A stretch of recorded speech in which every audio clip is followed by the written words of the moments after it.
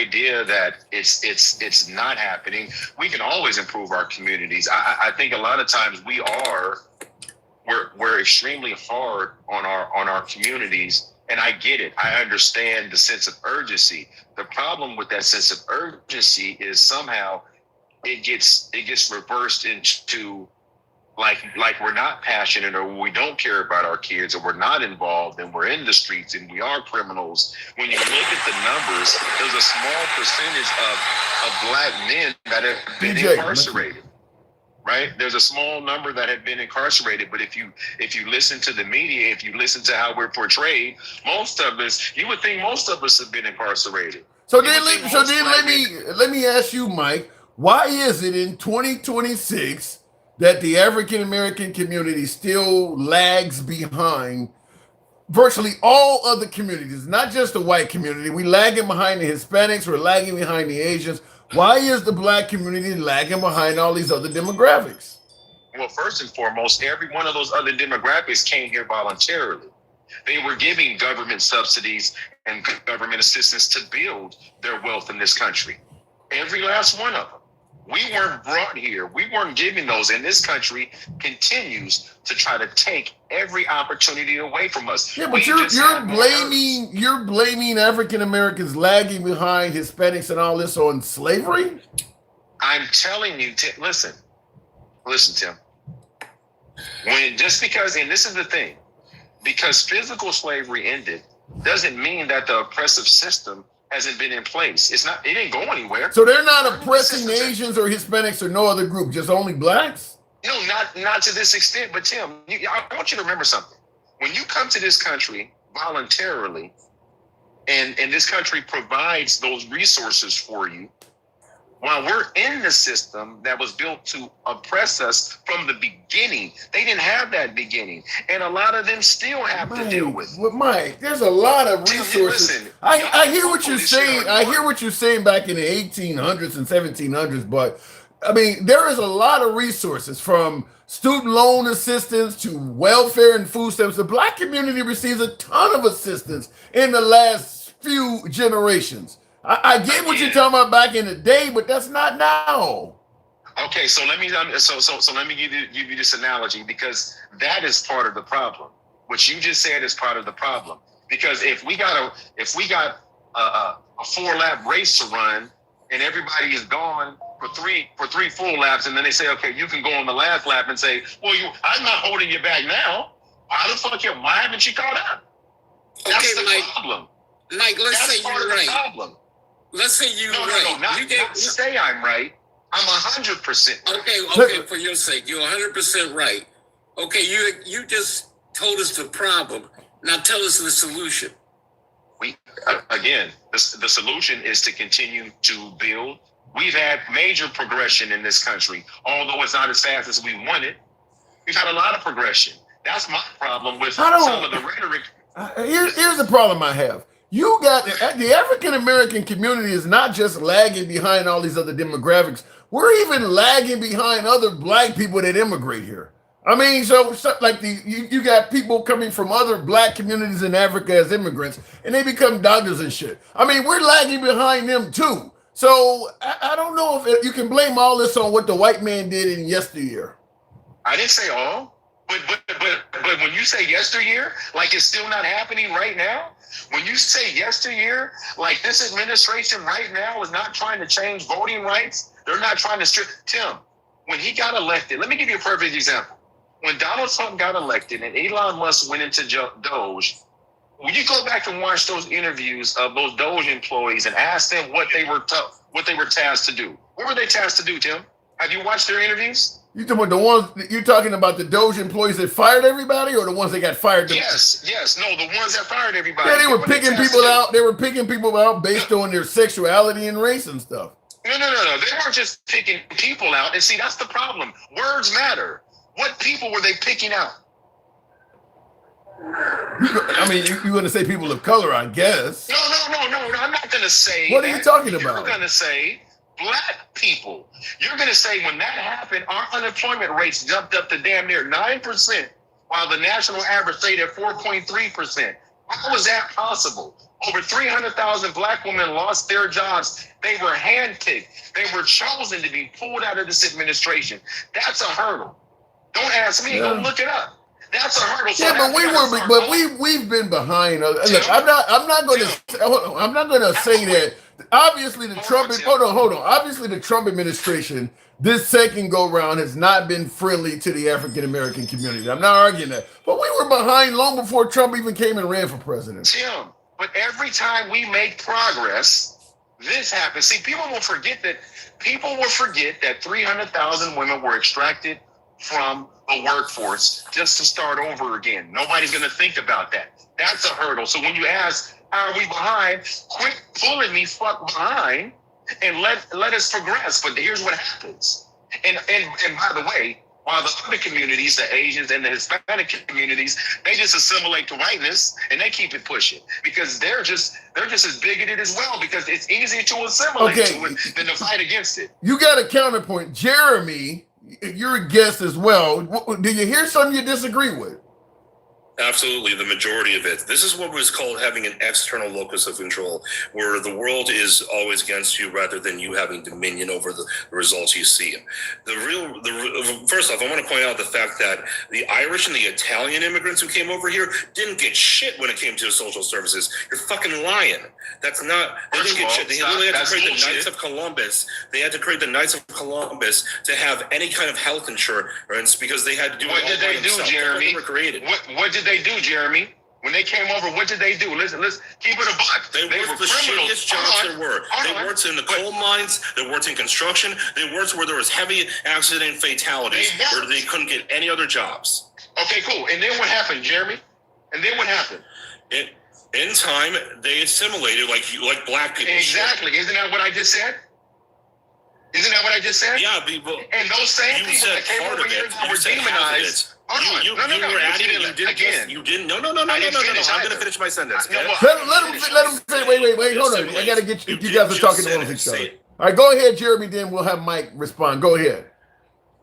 Yeah, you didn't just say assimilate. You also said that they weren't given the same social services that other people were. The majority of immigrants that came to this country, regardless of whether it was voluntary or not, didn't receive any kind of social services whatsoever. Especially not the Italians or the Irish. Mike. Well, that's not true. But let me tell you what they did do when they got over here. The Italian, the blacks. This was a black community question.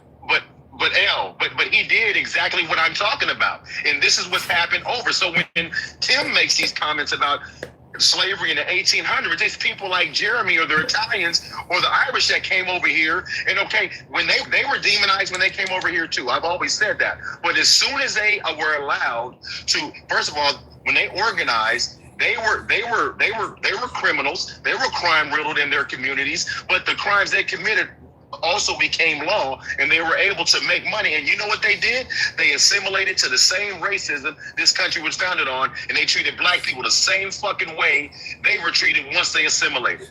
Every last one of them did that. The Hispanics did it, and the Asians did it as well. So they can assimilate quietly because the system wasn't built on racism against them. It was built on racism against us. That's what it was. Well, I will say that once blacks gained freedom, we also did some of the same racism against ourselves too, because I'm sure you know light-skinned black people in the black community got treated by other black people better than dark-skinned black people. Well, Tim, and that was part of what, and where did that come from, Tim? That came from house nigga, field nigga. Let's be honest. Yeah. That came from the same system. It came from the same system. You know something? Here's I believe you're correct, but here's something I would want to know. Does that happen in Africa? If you're a light-skinned black woman where there hasn't been a long history of slavery, do they treat them better or worse over there? Is that a question to me? I'm just pondering amongst myself because Well, I'll answer that question. Right away, if you go to Africa and it doesn't, like, even if you're darker skinned than the person and who is from Africa, if you go to or even if you're a lighter skinned than the person that you're interacting with, it doesn't really matter. Or a lot of African Africans hate American Africans. African Americans. That is true. That's absolutely true. But have you been to Africa, Jeremy? Not myself, but I know plenty of people. Okay, who then have, be like, quiet. this. You don't know. Wait a minute. That's not right. I ain't never been to Africa. That's not just because he hasn't been there don't mean he can't comment on it. You can't comment on whether the light-skinned Africans over there are getting treated better than the black Africans. But we are. I literally had an haven't been there to African see it. man that was my You friend. cannot answer My that friend question. was You my can answer that African. question. Hold on, gentlemen, hold on a second. We talk about everything from Israel to Russia to Ukraine. We ain't been to them motherfucking places. It's just because you ain't been to them, you can't comment on it. He's commenting on what he thinks is like. Now you can correct him if he's wrong. I get that, but we talk about places we ain't been to all the time. Look, Tim, the topic you were asking us about, first of all, and this is the problem, is people like Jeremy like to tell black people about, and check this out. 70+% of all white people don't even engage with the black community in their lifetime, in their everyday job, and I'm not in their everyday lives. Did you know that? Wait, say that again. 70% of white people, they don't. Tim, you got to understand, we are 13% of this Say population. this. What did you just say? 70. What were you saying? 70% of white Americans don't even deal with black people in their day-to-day lives. But they all have a huge opinion on who the fuck we are. Now, let me ask you this, Tim. But that works in reverse, Mike. There's a whole lot of blacks that don't deal with whites, and they got an opinion on them too. Hold on, Tim. But here's the difference. That's why this app is dangerous when it comes to these conversations, because people don't think past their own ideology. What I said was 70% of white people, well, we're in their system. So we're impacted by their system. They're not impacted by us. In their day-to-day lives. Except when we get murdered. Let me finish. You see what I'm saying, Tim? That's what I'm talking about. He just proved my point. Like he proved my point real time, right? Like here's the thing. That's all they know, Tim. That's all they know. He proved my point real time. That's listen. You guys are forcing me. You guys, hold on. You guys are forcing me to defend the white guy here, and even though he's not a complete white guy, but here's the point: you're chastising the Caucasian race, or whatever the hell we want to say, for doing things that we often do as well. What Jeremy just did is stereotyped all black people. We don't do that to whites. No, I'm not doing that with you today, Tim. But first of all, because here's why. Your devil's advocate's point is dangerous, because what Jeremy said is a lie. Tim, I get that. Finished. No, it's not a stereotype, it's a lie. Yeah, wait, Mike, all stereotypes are a lie. They're all a lie. Listen, can I finish my point? Because this is where we get lost in this shit. 4 minutes. What he said was a lie, because the average white person has no. The only thing they know about us is what they're told or what they see on TV. They don't know what's going on in our community. FBI statistics. Again, you can read an FBI statistic. So what else did they say about the white community, Jeremy? Tell me. What do you mean? No. Exactly. What they said is he's talking about the rise in white supremacy that came from the FBI. No, Jeremy, tell me what the rest of the stats said about crime, Jeremy. Tell me. Okay, I don't know what you're trying to imply. I know you don't, because the only thing you're focused on is the community. You just proved my point, Tim. The only thing he's focused on is the community that doesn't impact his life on a day-to-day basis whatsoever. He didn't address. Or maybe it's a nothing burger. By the way, I interact with other races more than you probably do. I'm about to tell you, 70% of SMEX crimes in this country are committed by white men in your communities, not ours. So why can you focus on our communities that you don't live in, but you don't look at your own community that you live in? That is the hypocrisy. Actually, if we actually look at the per capita number, black people. 2 minutes, gentlemen. 2 minutes. I got to move it on to 2 minutes. Per capita matters more than raw numbers. You see what I'm talking about? Per capita matters more. So our communities. So what's happening in our communities matters more than what's happening in your community. What about child porn in this country? Ooh. Who leads in that stat? Ooh. Jeremy? Blacks. No, white. No, it's black. Not even close, Jeremy.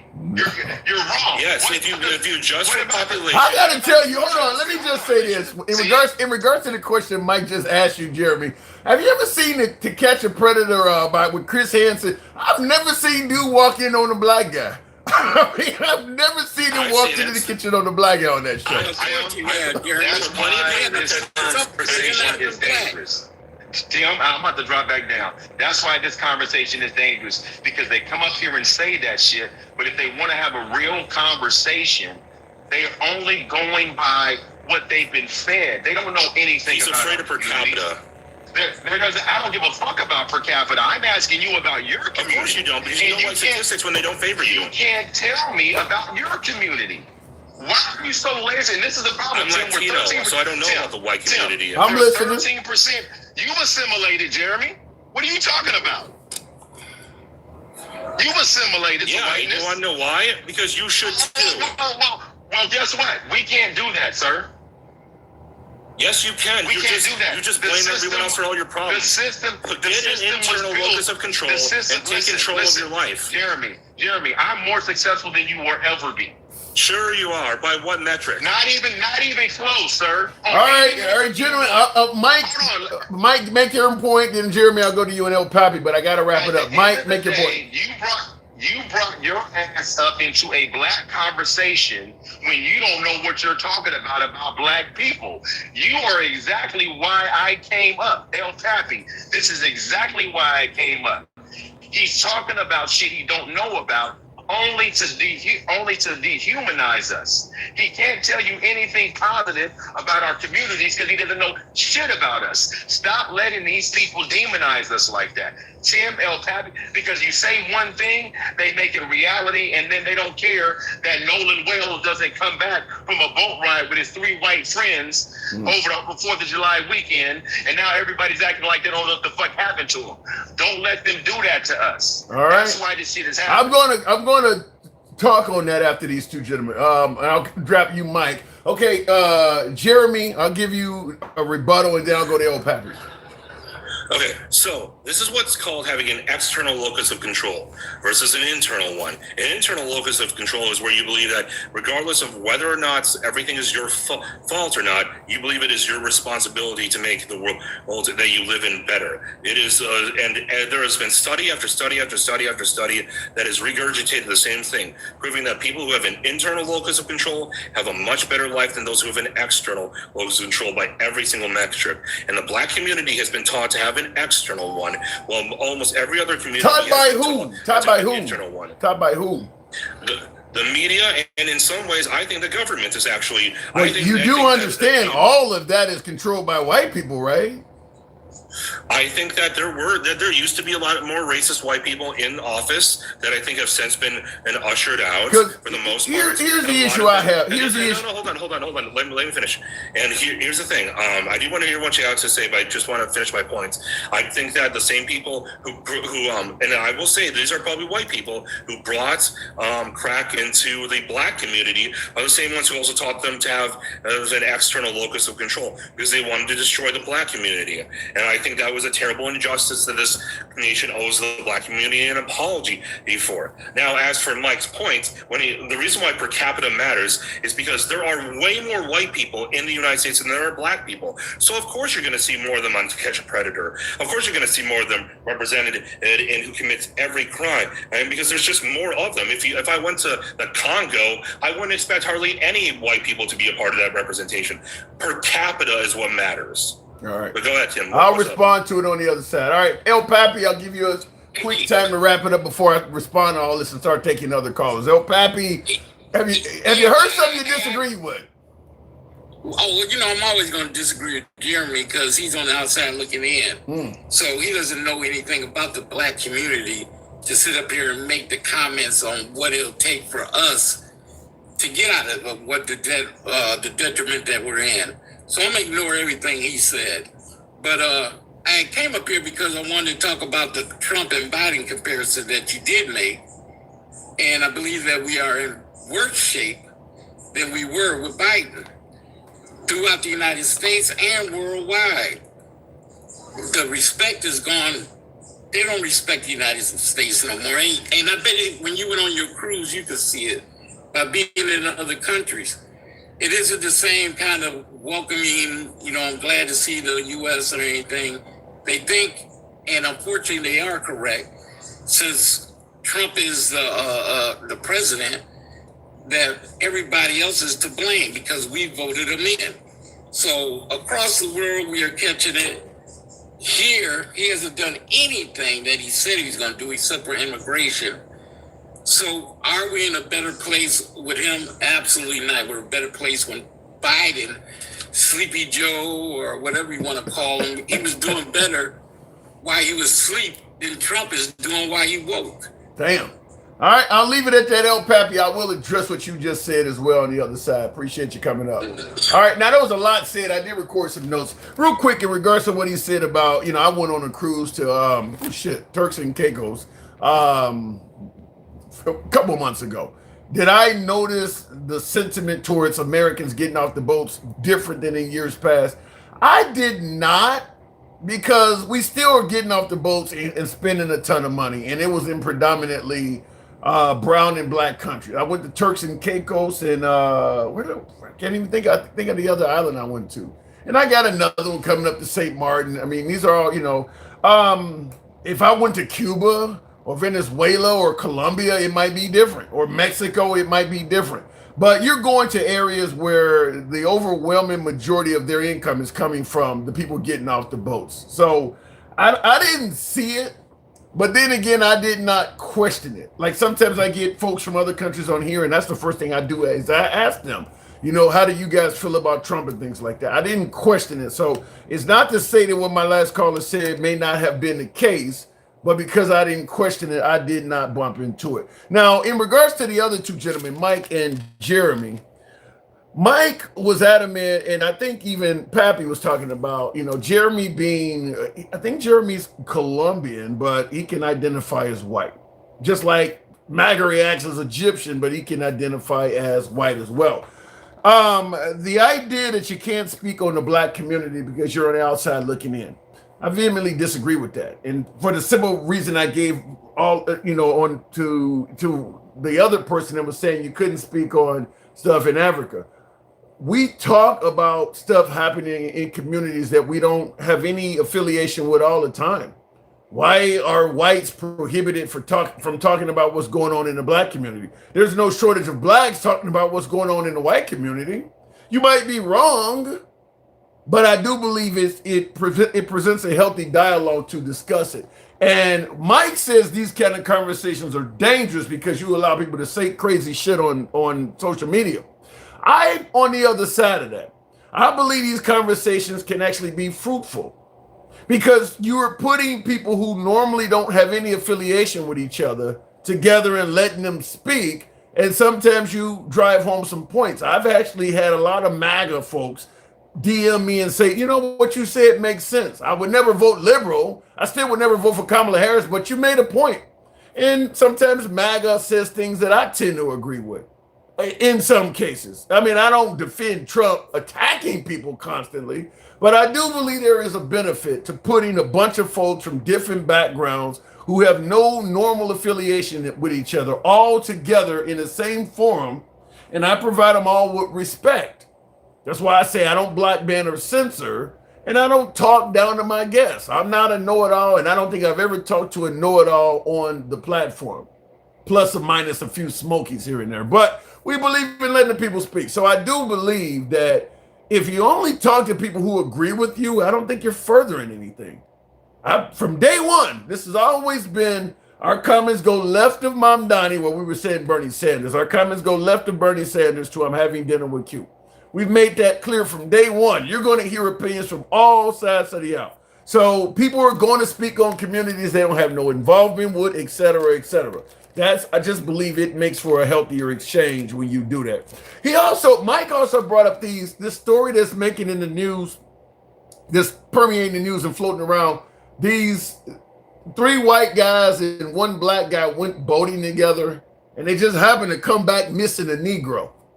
And thank you for that hat and mustache and that love alter ego. Yeah, you guys can help your boy with the hat and mustache TikTok cap goes. Damn right. Certainly smash that like button, get the likes up to 20,000. I haven't solicited that, so thank you for supporting the program. But they came back missing a Negro. So the speculation is going to obviously be there, and it's going to be racial. Three white, it almost sounds like a really cruel joke, three black guys, three white guys and one black guy go out to sea together. And it sounds like the opening to a cruel joke. Is it racism? I understand why people are saying it because of the racial element, but that doesn't necessarily mean that they didn't go out and something else didn't happen. I don't automatically jump to the claim that the black guy is missing because the white guys got together and conspired and killed him. There's a host of other scenarios that could be there. And in the comments yesterday says they allegedly did not report him missing. Well, we'll have to figure out why that is. Did they all come back together and maybe he did something after they all came back and they didn't know he was missing? We'll have to, I don't want to just jump into the category of automatically accusing these folks of, being involved with this guy's disappearance. I would want to hear a little bit more of it. And if that makes me fluffing red, then I'll take that. And if I'm wrong, I'll certainly concede the point. But, three people go out to sea with a black guy and they come back and the black guy's not there. There's a million questions that need to be asked. They certainly need to do a thorough investigation, but I don't believe in just convicting somebody based on suspicion. And that's what folks are saying, is that it just automatically means that they are, they've done something nefarious with them. I don't know. They could all been goofing around out in the middle of the water and this guy went in and they didn't realize he couldn't swim. And now one of them is afraid he's going to be charged with manslaughter. So they just conspired not to tell the folks. Is that a sinister act? Depends on who you ask. I don't know, but there's a million ways this could go, is the point I'm saying, that do not involve them deliberately killing the guy, which is what folks are rushing to say. I get it. The African American community is going to immediately say I'm fluffing, simping, selling out, whatever the case may be. But I want to hear more in regards to that story. Last but not least, there was something else. I couldn't even read my own damn writing, but something else they said. But we'll move it on. Listen to the recording. I haven't heard the recording, Monique. What is on the recording? Why they erased their social media? Well, like I said, if the suspicions continue to mount, that's worthy of an investigation. But do we jump automatically to they killed the guy? We're used to you doing that, Brucer. Tap the screen, get the likes on up to 20,000. We're asking, are you better off under President Trump? They lost their Negro, says Gen X. Yes, they did. And they may ultimately end up losing their freedom, depending on how the investigation goes. I mean, this is three young men. Have they lawyered up? Because detectives are normally pretty good at getting confessions out of young guys. Have they lawyered up? So we'll see what's going on. But like I said, I understand why people are saying this. It don't look good. I understand that. It does not look good. But this is what I say about the 2020 election. Biden getting more votes than Trump, or better yet than Obama. How could Biden get more votes than Obama? Yeah, it don't look good, but that don't mean Biden cheated. Just because something doesn't look good doesn't mean you can automatically make flat out statements.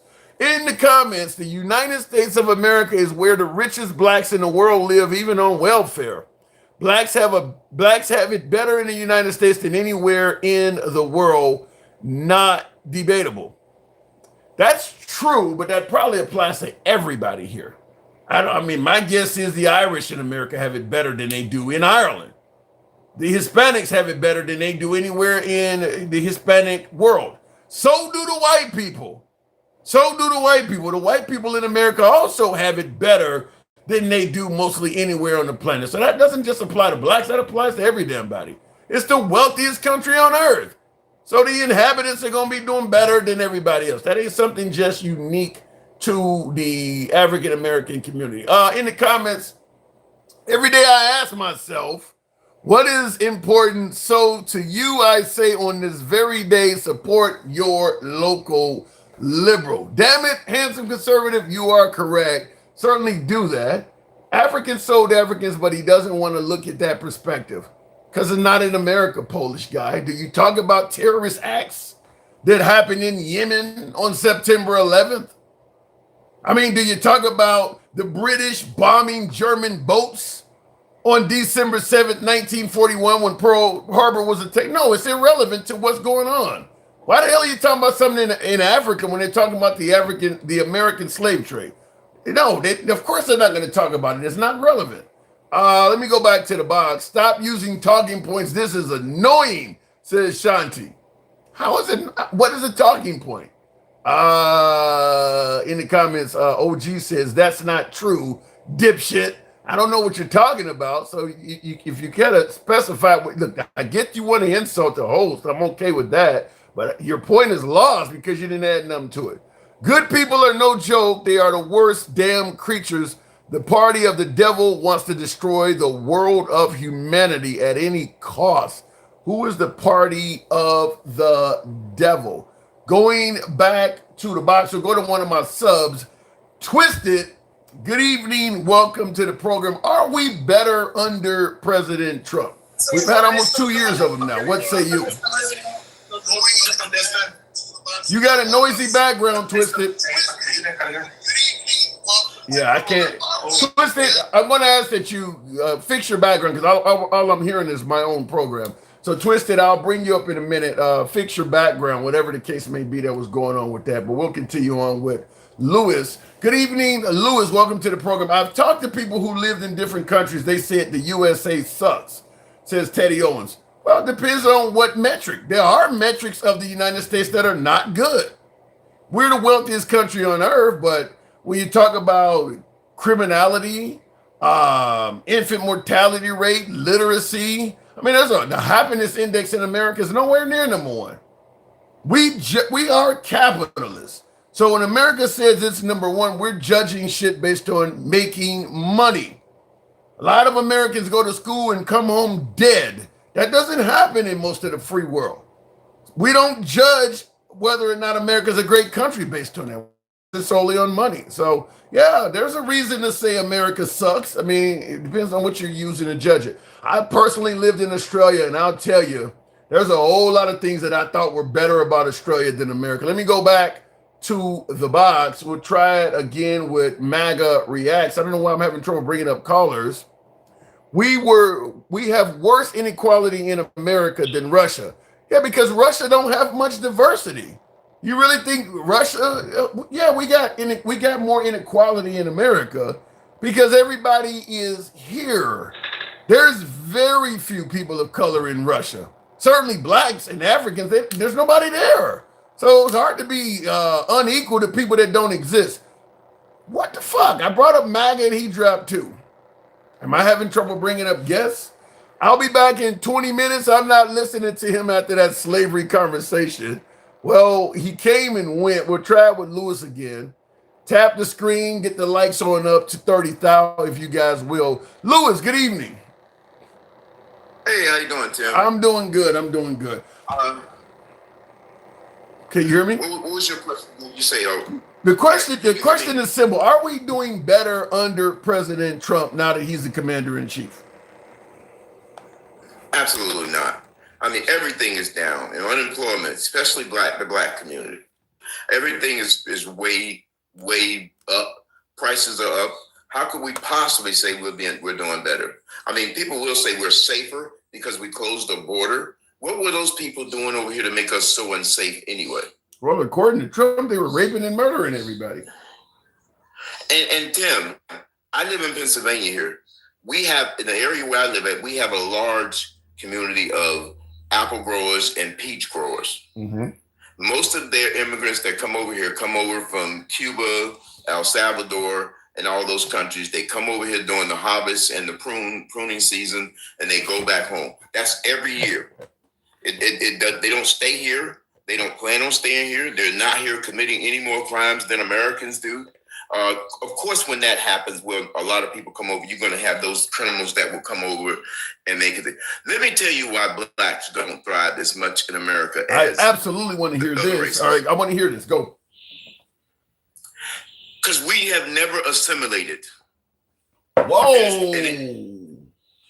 You're saying the African American community falls behind almost all in fact, all the other demographics. Blacks are behind whites, Asians, blacks are behind. Hold on, they're behind whites, Asians, Hispanics, all of them because we never assimilated. Explain that. No, we're not behind Hispanics. Number one, we're definitely higher up on the total code than Hispanics. Absolutely, Tim. There ain't no doubt about it. If you just count our athletes, we have more money and more revenue than they do. So that's bullshit. That's bullshit. Number one. Absolutely. There's classes of citizenship in America, and the closest one that came to actually assimilating to white people is Irish and Germans and those people who look like them.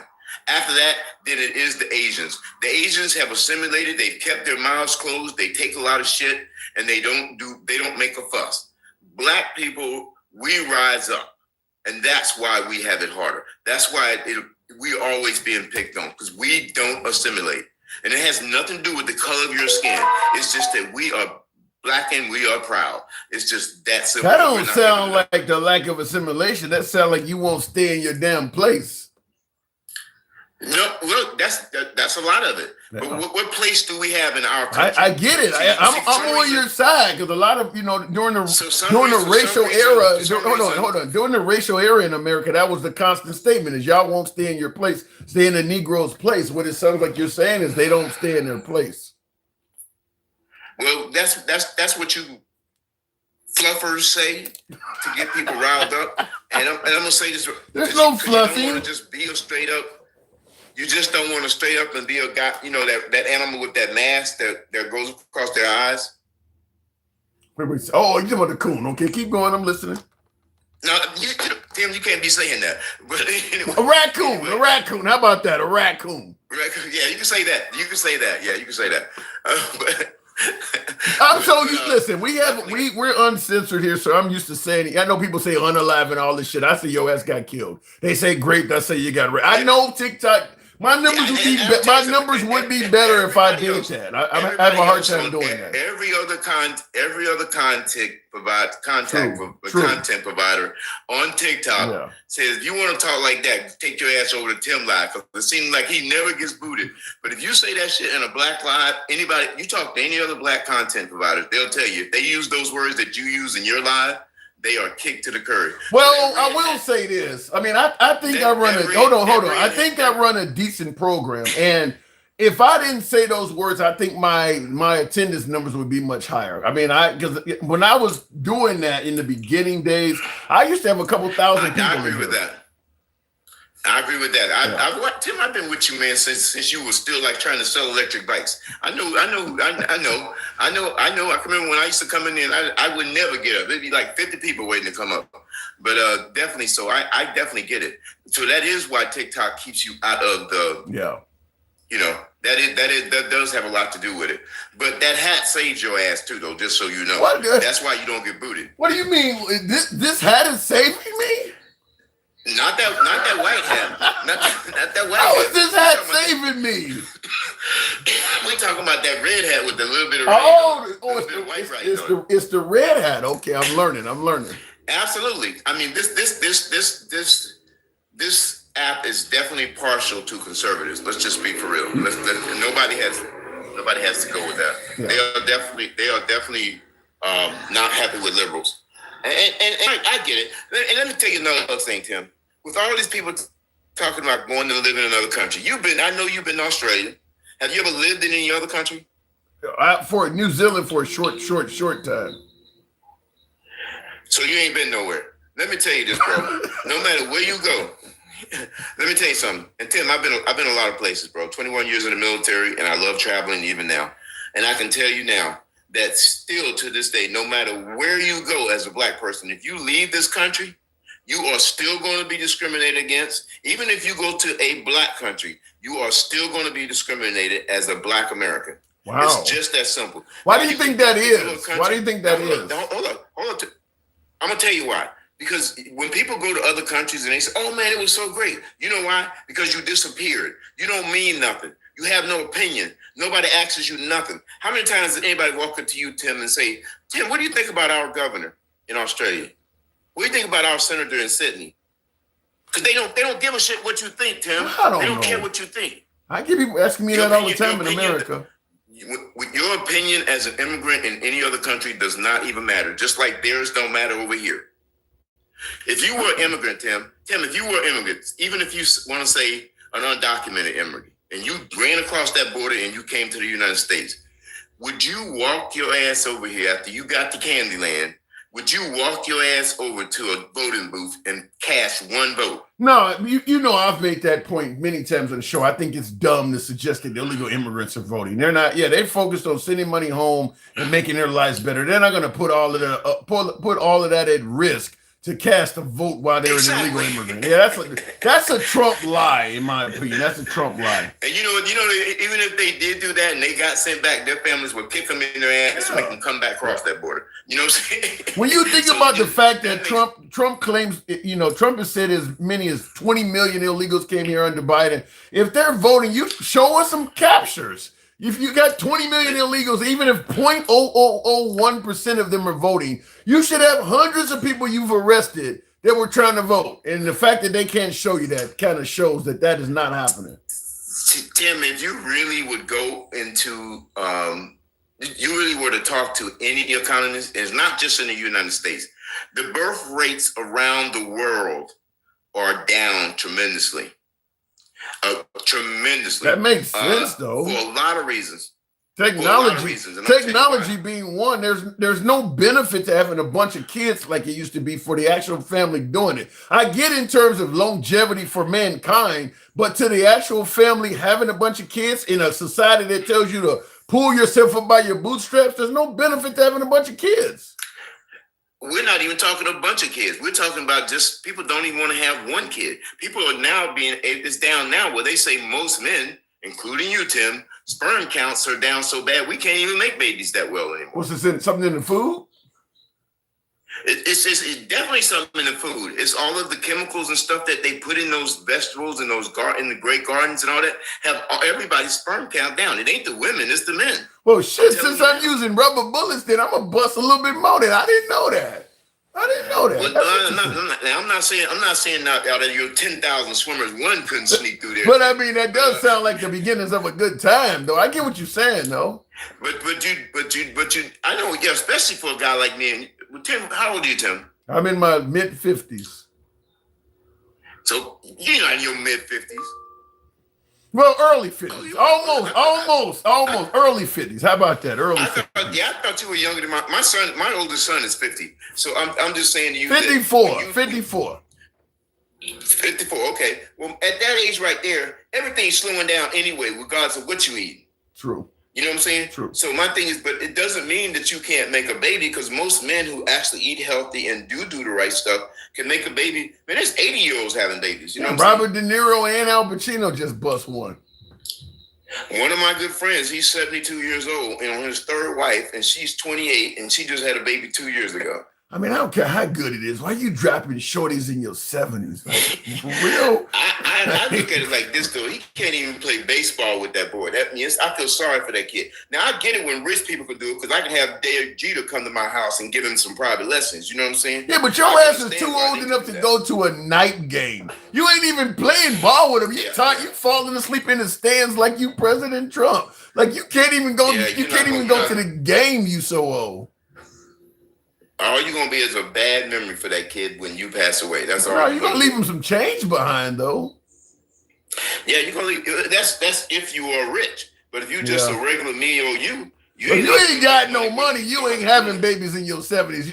Only people with a little bit of change is having babies in their 70s. Ain't nobody trying to fuck a broke senior citizen. He is a pretty famous musician in Minnesota. Ain't no young fertile girl trying to fuck a broke senior citizen. She can do better than that, even if she's a hoe. Hey man, it's a lot of clockers out there on them streets that's slinging that money around like that. The government don't know they rich, but they pretty wealthy. You know?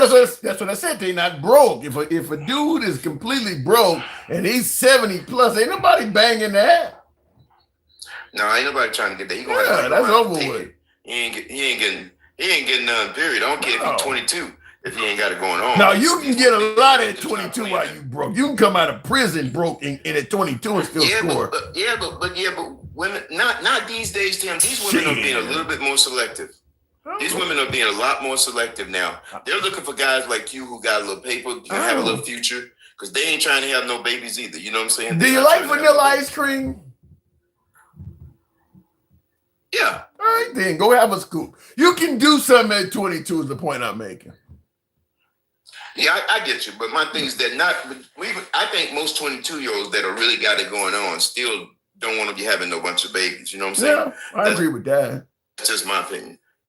They don't want to be doing that. So before I move it on from you, I want to ask you this question. Just let these people know. No, Go ahead. go for it.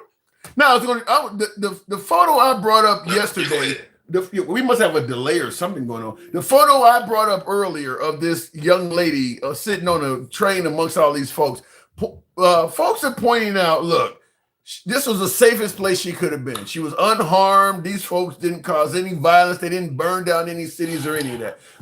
Should they get credit for protesting peacefully? Tim, she was surrounded by the modern day Klan. The Klan hangs people. Those guys are Klansmen. They would too. Trust me, they would too if it wouldn't hold that. The Klan did that because nothing would happen to them. If nothing would happen to them, they would do the same things. And you can bet in the dark, they probably would. I'm telling you something, that was a form of intimidation, and you can't say she won't be traumatized by that after she leaves that situation. Because I guarantee you, I probably would have called a charge that day if I was there. Are you fucking kidding me? As a woman, you gonna stand up against a whole subway car full of men? You ain't gonna get your charge. You gonna get your killing. I said if it was, trust me, they wouldn't have never even got on that train if they looked in there and seen 10 black guys standing in there. 10? I mean, how many? Maybe I don't know. That's a lot of them too, though. It don't matter how many. It was. They say it was 27 of them. So my thing is like it's here. 10 of them don't have 27 of them don't have a chance against 10 New Yorkers or 10 DC boys. I'm telling you now. But you're assuming they're unarmed. They were unarmed. That's the only reason that they allowed them to do it. They were unarmed. Oh, okay. But that's still intimidating. That was a very intimidating. Yes, very intimidating. Now let me tell you something. What do you think? How fast that if they did that when Barack Obama or Joe Biden would have been in office, how soon do you think the Capitol Police would have been down there jacking their ass off that train? I don't know if you can. They're not doing anything wrong, anything criminal. You can, and you just suffer the consequences of doing it. But it can't happen. I don't know if I'm Obama or Biden, and I see a scene like this, I might send 5 or 10 police to have them sit on the train. But if you kick them off, you're dealing with a lawsuit. That's their civil rights. I think you can. I might have went too far saying that. I would have sent them on there to protect her. Yeah. That's all I'm saying. Even if they had to just sit around her or be around her, but they would not be gawking over her like they're doing on that photo. Well, you're not going to have time to sit them though. I mean, this happened quick. I mean, they obviously are either on their way or on their way back from protest. This whole thing was staged. Who do you think is the guy taking the picture? One of their guys, probably. It's Reuters. It's a Reuters reporter, I think. Yeah, but I think it was staged, though. I still think it was staged. I think somebody sent it to Reuters. I don't think Reuters was in there taking pictures of it. They were sent to Reuters. Somebody texted the picture to Reuters, and Reuters posted the picture. I'm telling you now that it definitely was a staged event, and they definitely did that to intimidate. I just think they got on the train to go down there and protest and got on the train to go back, and this car they happened to get on. Did you hear what they were saying? No, what? Whilst they were on the train with her, they were saying, take America back. Take America back. Okay. Take our America back. Come on, brother. That's what they say when they protested. That's their chant. And you're cool with that? That's what MAGA says. We're going to take America. I mean, that's. In fact, that goes back before. That goes back before. No, that is a campaign slogan. In fact, that goes before. Hold on. That goes before. Hold on. Let me finish. Let me finish the statement. These guys are not campaign guys. These are not that is guys. Taking America back is something that has been said by groups throughout American history. But Tim, these guys may not have no affiliation with, this is a white supremacist group. They may have nothing whatsoever to do with Donald Trump. They're voters. Or some campaign slogan. There are voters. They have their own. Do you hear what I'm saying? Voters saying we got to take our country back goes back as far as voting itself. They are voters. They're just wearing masks. I agree with that. But these guys are probably guys that don't even vote, Tim. They definitely ain't walking into no voters. I don't believe that. So I don't. I bet you. I bet you these dudes. No, I don't believe it. I bet you these dudes are. Hold on. I bet you these dudes are principals. These dudes are principals. They're police officers. They're firefighters. These dudes vote. These dudes do vote. Absolutely. I'm saying this is to the sense, Tim, that they are the same guys, just like they were the same guys when they used to wear the hoods on their heads. That's what these guys are. And it's that simple. We cannot accept this. I mean, I don't think anybody who's saying they have the right to do this is accept bullshit. That is not the case. Just like I don't even feel like right now, I personally myself don't feel like there's no place in America for the Black Panthers. I don't think there's no place in our society for that stuff.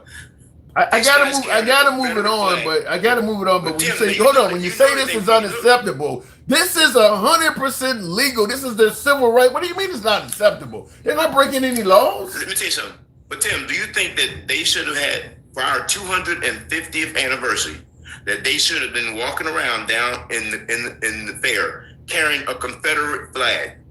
No, it's the decorum of it looks terrible, but it's 100% legal. I'm not saying it's not legal. Do you think it just because somebody, at one time, it was legal to string you up too. You know that, right? Well, that's a different time. Obviously, we're not talking about that. No, and by the way, that wasn't. I don't even know. Well, yeah, it was legal if you go back far enough. And what you need to come to realization with, like a lot of your MAGA, what you say, beloved MAGA, is that when Black people ask for reparations, we're not asking white people for shit. I got more than most white people got. I'm asking my government to do better for us and by us to make things right. Not white people. That's why when white people hear reparations, they think we're talking about taking something from them. No, we're talking about our government. You know that $40 billion they send to all these other countries and that $4 billion they send to this? That's what we're asking for. Why don't you give some of that to us? That money they gave to the Chinese, that money they gave to the Indians, that money they gave to every other person outside of Black people who they treated the worst. Well, there's a historical context to that. I got to move it on, Lewis. I'll explain it on the other side. Thanks for coming through. And look, in regards to reparations not coming from whites, it's coming from the government. I mean, where does most of the money that go to the government come from, though? I mean, if you give, I mean, what are we, 13, 15% of the population? Let's say 10% of African Americans get reparations. That money's going to come from somewhere. It's going to come mostly from taxpayer money that has been contributed by white America. Look, at the end of the day, I think it's more of a something to do about nothing, because to me, the way Trump is spending money on himself, yeah, you could easily do this. You could have easily done it, at least to a small degree. I mean, we're against reparations and all this other shit, but we're okay with Trump just buying himself whatever the hell he wants. I did a video today because Trump is now claiming that he's going to be building a helipad for Marine One. Now, he claims that Marine One has been landing on, you see the helicopter land on the White House lawn, and he claims that it's been landing on grass forever and they need to have some sort of pad there. And he's saying that it's not going to be made of cement, it's going to be made of granite, it's going to have this nice presidential symbol on. He says it's going to cost, I forget how many millions of dollars. And he's claiming that Sikorsky, the maker of these helicopters, are going to pay for it. Who the fuck believes that at this point? How many things have Trump said is not going to cost the taxpayers any money, and it turns out it did? So, look, I'm not here to necessarily argue in favor of reparations, but I am going to present the fact that a lot of folks on the right are totally okay with Trump just spending money on every fucking thing.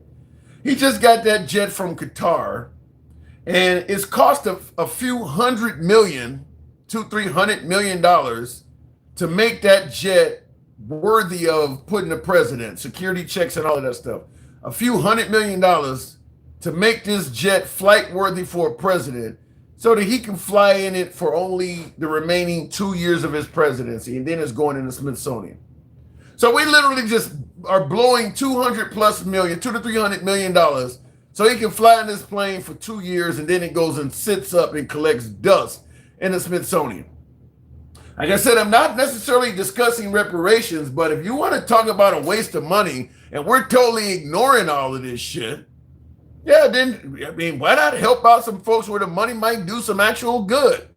There was zero need for him to get that jet from Qatar. Zero. That's just, I want to live a little bit more luxurious and I'm going to make the taxpayers pay for it. And that applies to all that other shit too. The reflective pool, this alleged tribunal arch that he's been just blowing money. Just literally blowing it.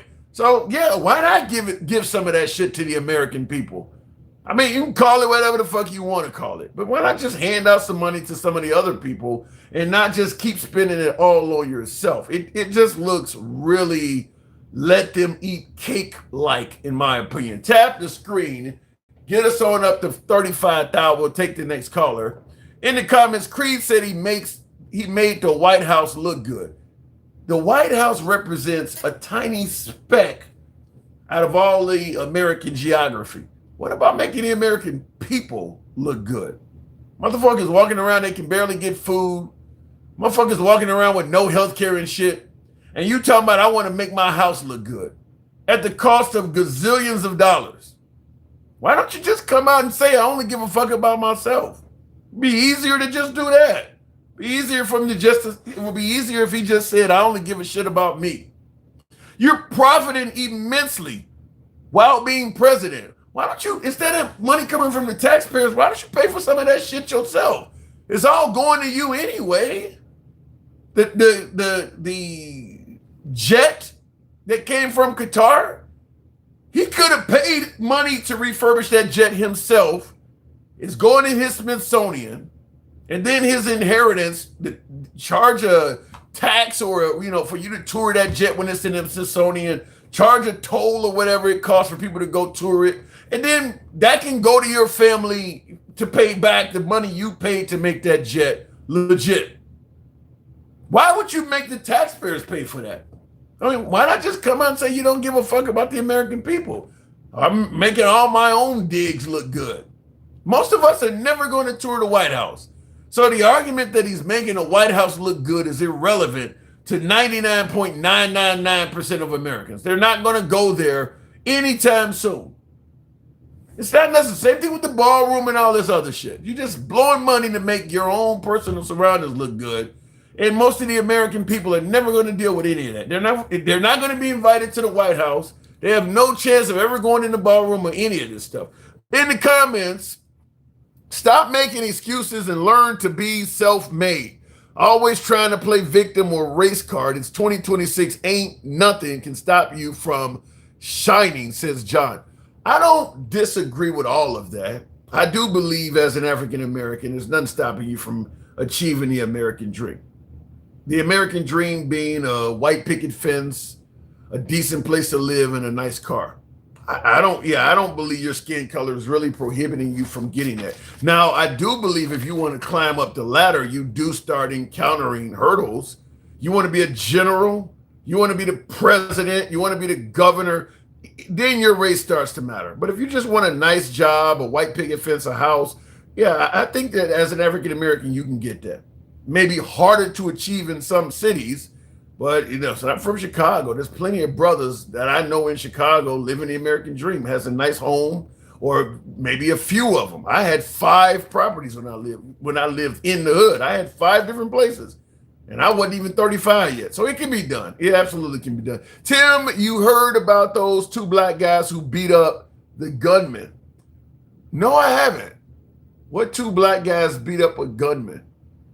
I have not heard that, Poble. In the comments, why not create a weaponization fund from own money? What do you mean by a weaponization fund, though? Are you talking about what Trump sending the DOJ after everybody? That should just be illegal. You shouldn't be to fund that at all. What Trump did with Pam Bondi and all of that absolutely should just be illegal that he did all of that shit. You spent all those years under Biden crying out about witch hunts and a weaponized DOJ. And the minute Trump got in there and started doing the same shit there, well, we okay with him doing it now. Then you're okay with it happening. MAGA reacts. Good evening. Tim, what's going on? Shit, we're talking about this. Well, first of all, let me just ask you. You might be the person to ask on a different level. Do you believe America is better off under Trump? Better off than Harris, better off than Biden, yeah. Well, Harris is not. Harris, there's nothing to compare Harris to other than you perceiving what she would have done. Just like Mike Pence. We don't know what kind of leader Mike Pence would have been. That's just guessing. But comparing him to Joe Biden, give me your reasoning for why America's better off now than it was under Joe Biden. One word, inflation, Tim. Inflation. Inflation measures how much things are getting more expensive, and they got record high under Biden. And security. We've had record low murders, record low crime this past year or two. Yeah, but I'm under maybe closing the border has made the country more secure and more safe. We're setting records everywhere, even in New York and even Chicago. But the 4th of July, even though still a lot of people shot, it was the least shootings and murders. Wait a minute, though. I'm under the impression that crime was coming down even under Biden. So if you compare crime rates under Biden's term to Trump's first term, I believe Biden will show you that crime was coming down under his term compared to Trump. Crime has just been on a decline. That's them playing with the math. It was going down because it hit a record high. When something gets that high, you got nowhere to go but bullshit. Down. As long as we're talking about record that's low. Not true. It's not that it's just low; it's record low. That's not been this low before. What are you talking about when it hits a record high? You got nowhere to go. As long as there are people remaining to kill and rob, you can still have more crime. What are you talking about? It could have got worse. We didn't reach the pinnacle of crime in America. Everybody ain't dead. Everybody ain't robbed. There was plenty of room to create more crime. Say the United States gets nuked and 1 million people die tomorrow. You can have record, every year after that, you can have a lower death rate. You could brag that, less people died this year. What the hell are you talking about? We had a fucking really bad year 4 years ago where everything was record high. We went from record high under Biden to record low. So not only is it low, it's the lowest it's ever been.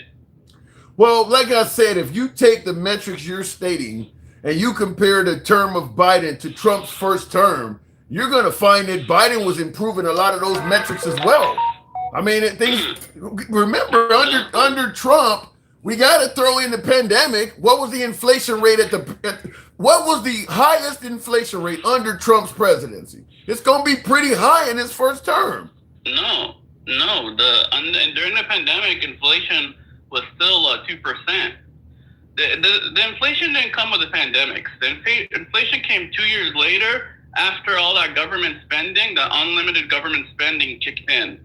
All those acts, even what Trump did, all that money Trump spent, and then on top of it, Biden came in and basically spent just as much after Trump already spent the money. That's how we got that inflation. We got it in 2021 after like a year and a half of COVID spending. It wasn't COVID that caused it. It was the spending that came from COVID.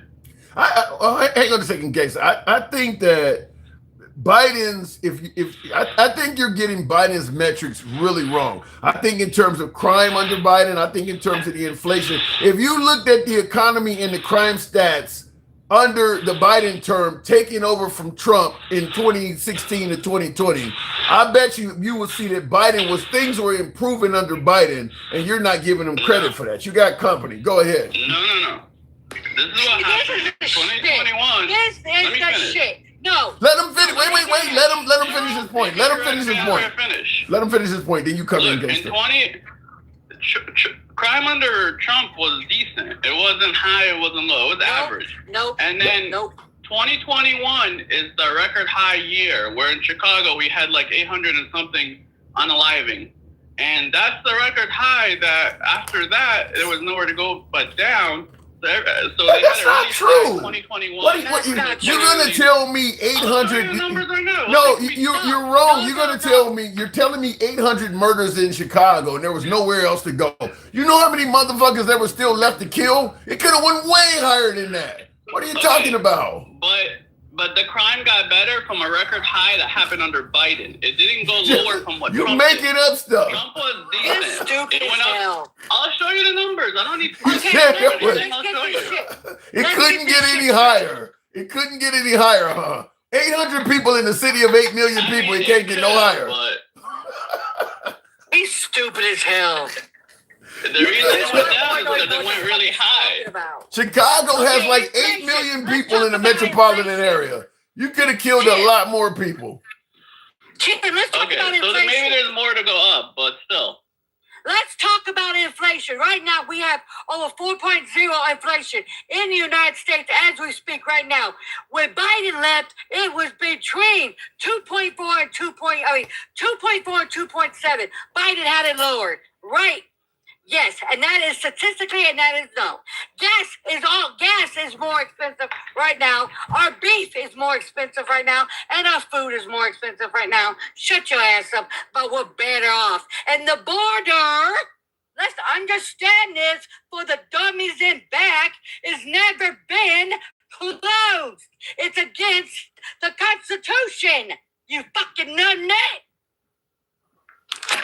Now, What do you want me to cover first? Inflation or the crime and martyrs? and I see Denkel in the comments says inflation is higher than when Biden left office. So he said inflation is higher now than when Biden left office.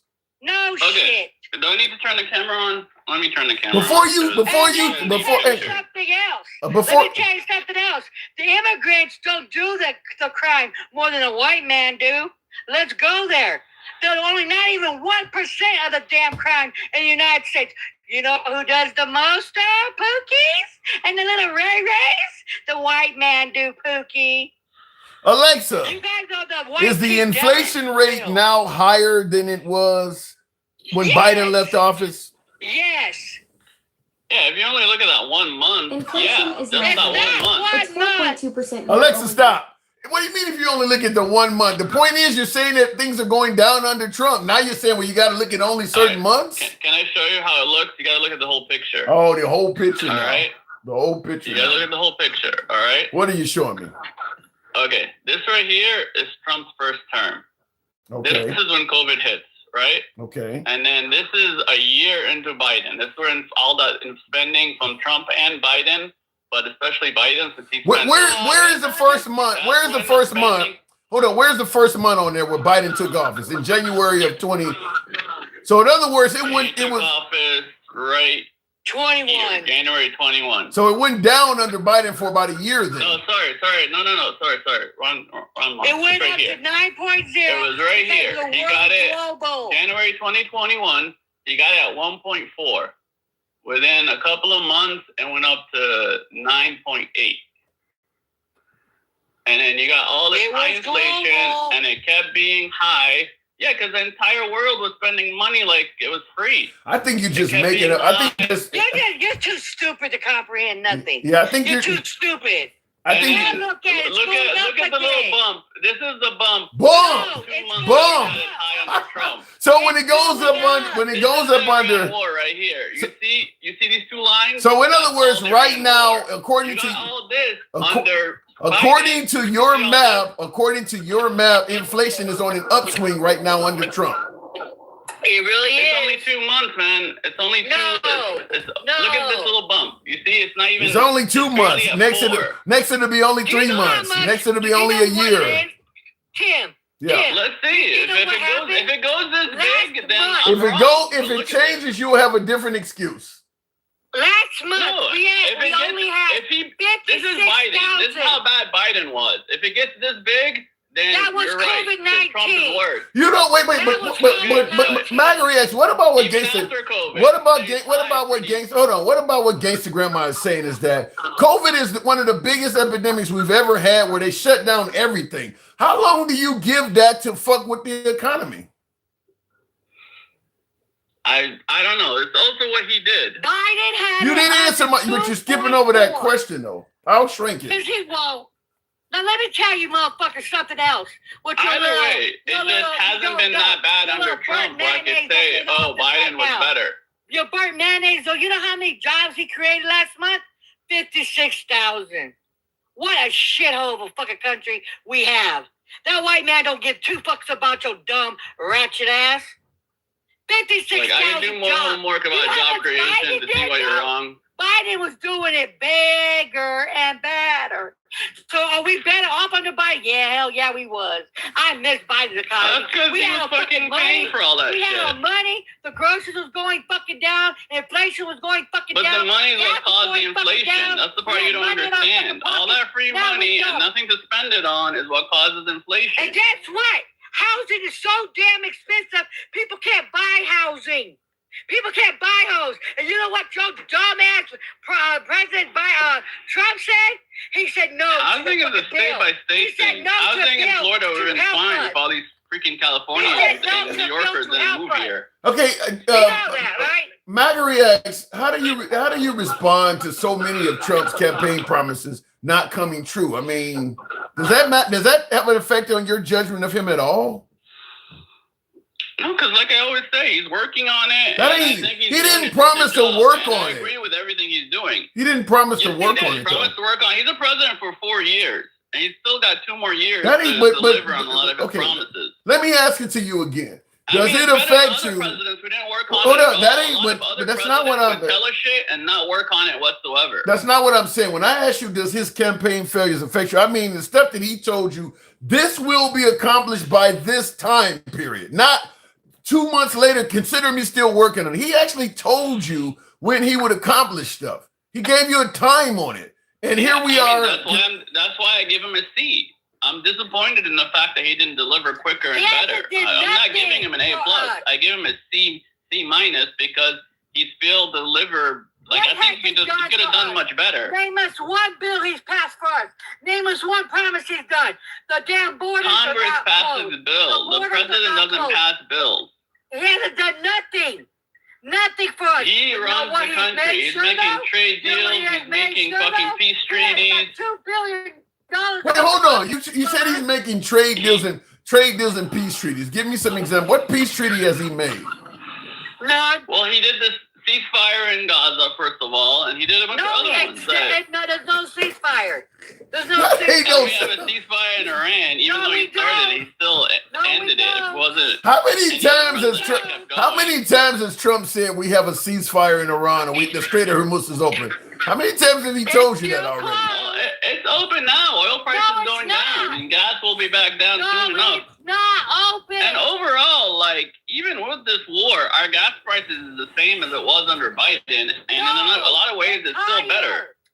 You guys have like amnesia how bad Biden's time was. Say it was COVID. 3 minutes. 3 minutes. I 3 showed minutes. you the fucking chart. I showed you how high inflation was under Biden, and you're like, no. Even though it's COVID. The gas is not down. It's higher now than it ever has been.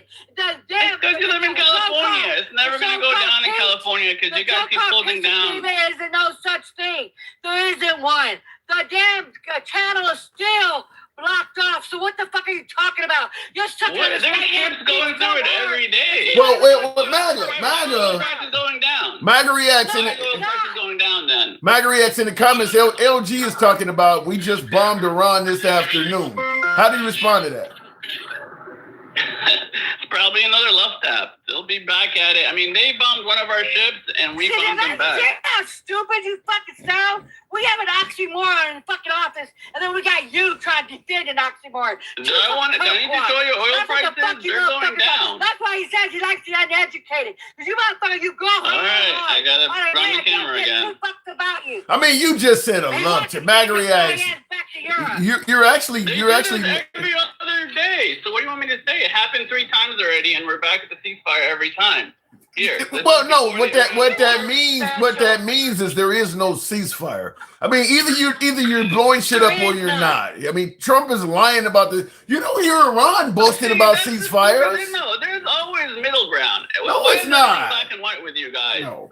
Yes, Oh, there's always shut been up. everything we talk about. There's a middle ground, and you Oh, make it sound like it's shut only black and up. white. Here, this is oil before the war. You don't Where's even know the what oil the fuck going? you're Where's the price talking about. going? It looks like it's going down, right? This is oil before the war. It Okay. was what, 62, 65. It went up to like 100, 120 maybe. No, 110 I think is the highest. I can't. And here it's going back. Let to me just 68 say, right now. in regards to your graph, I can't speak on a lot of that because I do believe a lot of those numbers are due to Trump's market manipulation. When he says there's ceasefires and the strait is open, it affects that shit, even if he's lying. So a lot of that's Doesn't market matter manipulation. As long as oil prices are down. Yeah. As long as Oh oil my prices are fucking down, God. who cares? Okay, 1 minute. Manipulation to keeping your prices lower. 1 minute. Okay, Now, Working hard on keeping your price lower Time to by shut the manipulating the fuck up. market. Someone drop it in a minute. Why is he even manipulating the At market the end of the then? day, at the end of the day, our oil reserves, our gas is depleting. That means that pretty damn soon we're not gonna have none. You realize that, right? Our shit No, you is can thank Biden for that. our 'cause shit he is going fucking to be nothing real himself. bad. It's going to be real bad. That's why Chevron came out and said that our shit is going to be real bad. And guess what? right. It's going to get real bad. And Hey, you'll can you give me stop tomorrow's sucking lotto right now. number too while you're at it? Yes, Can you give me tomorrow's yes, lotto number? Yeah, I'm giving him a C minus. Get the fuck out Come of on. here. All right, I'll leave it at that, folks. I do got to I mean, move you on. guys have been predicting- I got to move it on. All right, You've been Geisha. predicting- We'll I need a move couple it more on. minutes. All right, my reaction. I I need will more just say some of your answers are crazy. Like for instance, Trump calling for a ceasefire, and then my guest pointed out in the comments that we just bombed him to death. You're talking about a love tap. What the fuck is that? Because they've done it 3 times already. No, they ain't done. No, they haven't. No, what happens is it hasn't been done 3 times. What has happened is we've been at war with Iran the whole time, and Trump is claiming ceasefires exist that do not, leading you to keep resetting your counter. There hasn't been a ceasefire. They ain't done shit 3 times. We've been at war with them the whole time. You're buying into this shit Okay. Trump is telling you. That's why you're saying 3 All I times and care 4 about- times. In the end, all I care about are ships going through, and they're going through They're right now. not even And going oil through prices reliably. down. Yeah. They're going through reliably. What No, they're happens not. is there's 2 No. routes, and Iran gets pissed every time someone takes the other route, so they shoot at that ship. But every time they shoot at that ship, Trump shoots back at them and be like, we're not going to let you shoot at any ship with it and get away with it. Do you realize what the They're shit you're fucking talking? playing games. You do realize when a ship goes at sea, you know, I don't care if they're carrying oil or they're carrying products and imports, exports. There's an insurance charge you charge just in case something happens at sea and the ship is lost. Do you realize this back on again, off again shit? What that's costing these ships to cargo ships and insurance, and how that's going to be trickled down to us. This stuff is not over like you're trying to make it sound. You're even admitting, well, this ship went through and they just shot at that one and Trump responded back. Can you imagine how the insurance companies are looking at this unstable, inconsistent shit? Where you don't even know what's going to happen tomorrow versus today. They're charging them a fortune to do that.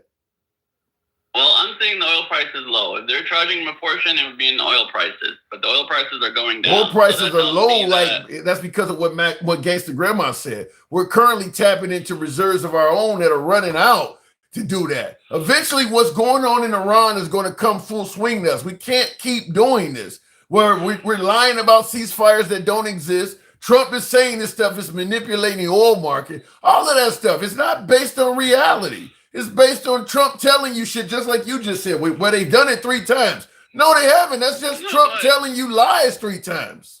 But this shit's tracked. I'm sure if you look it up, I've been told. This is the one time I'll say it. This is what I heard because I haven't looked it up for sure. But as far as I know, they're shipping as much oil as they can through that strait right now.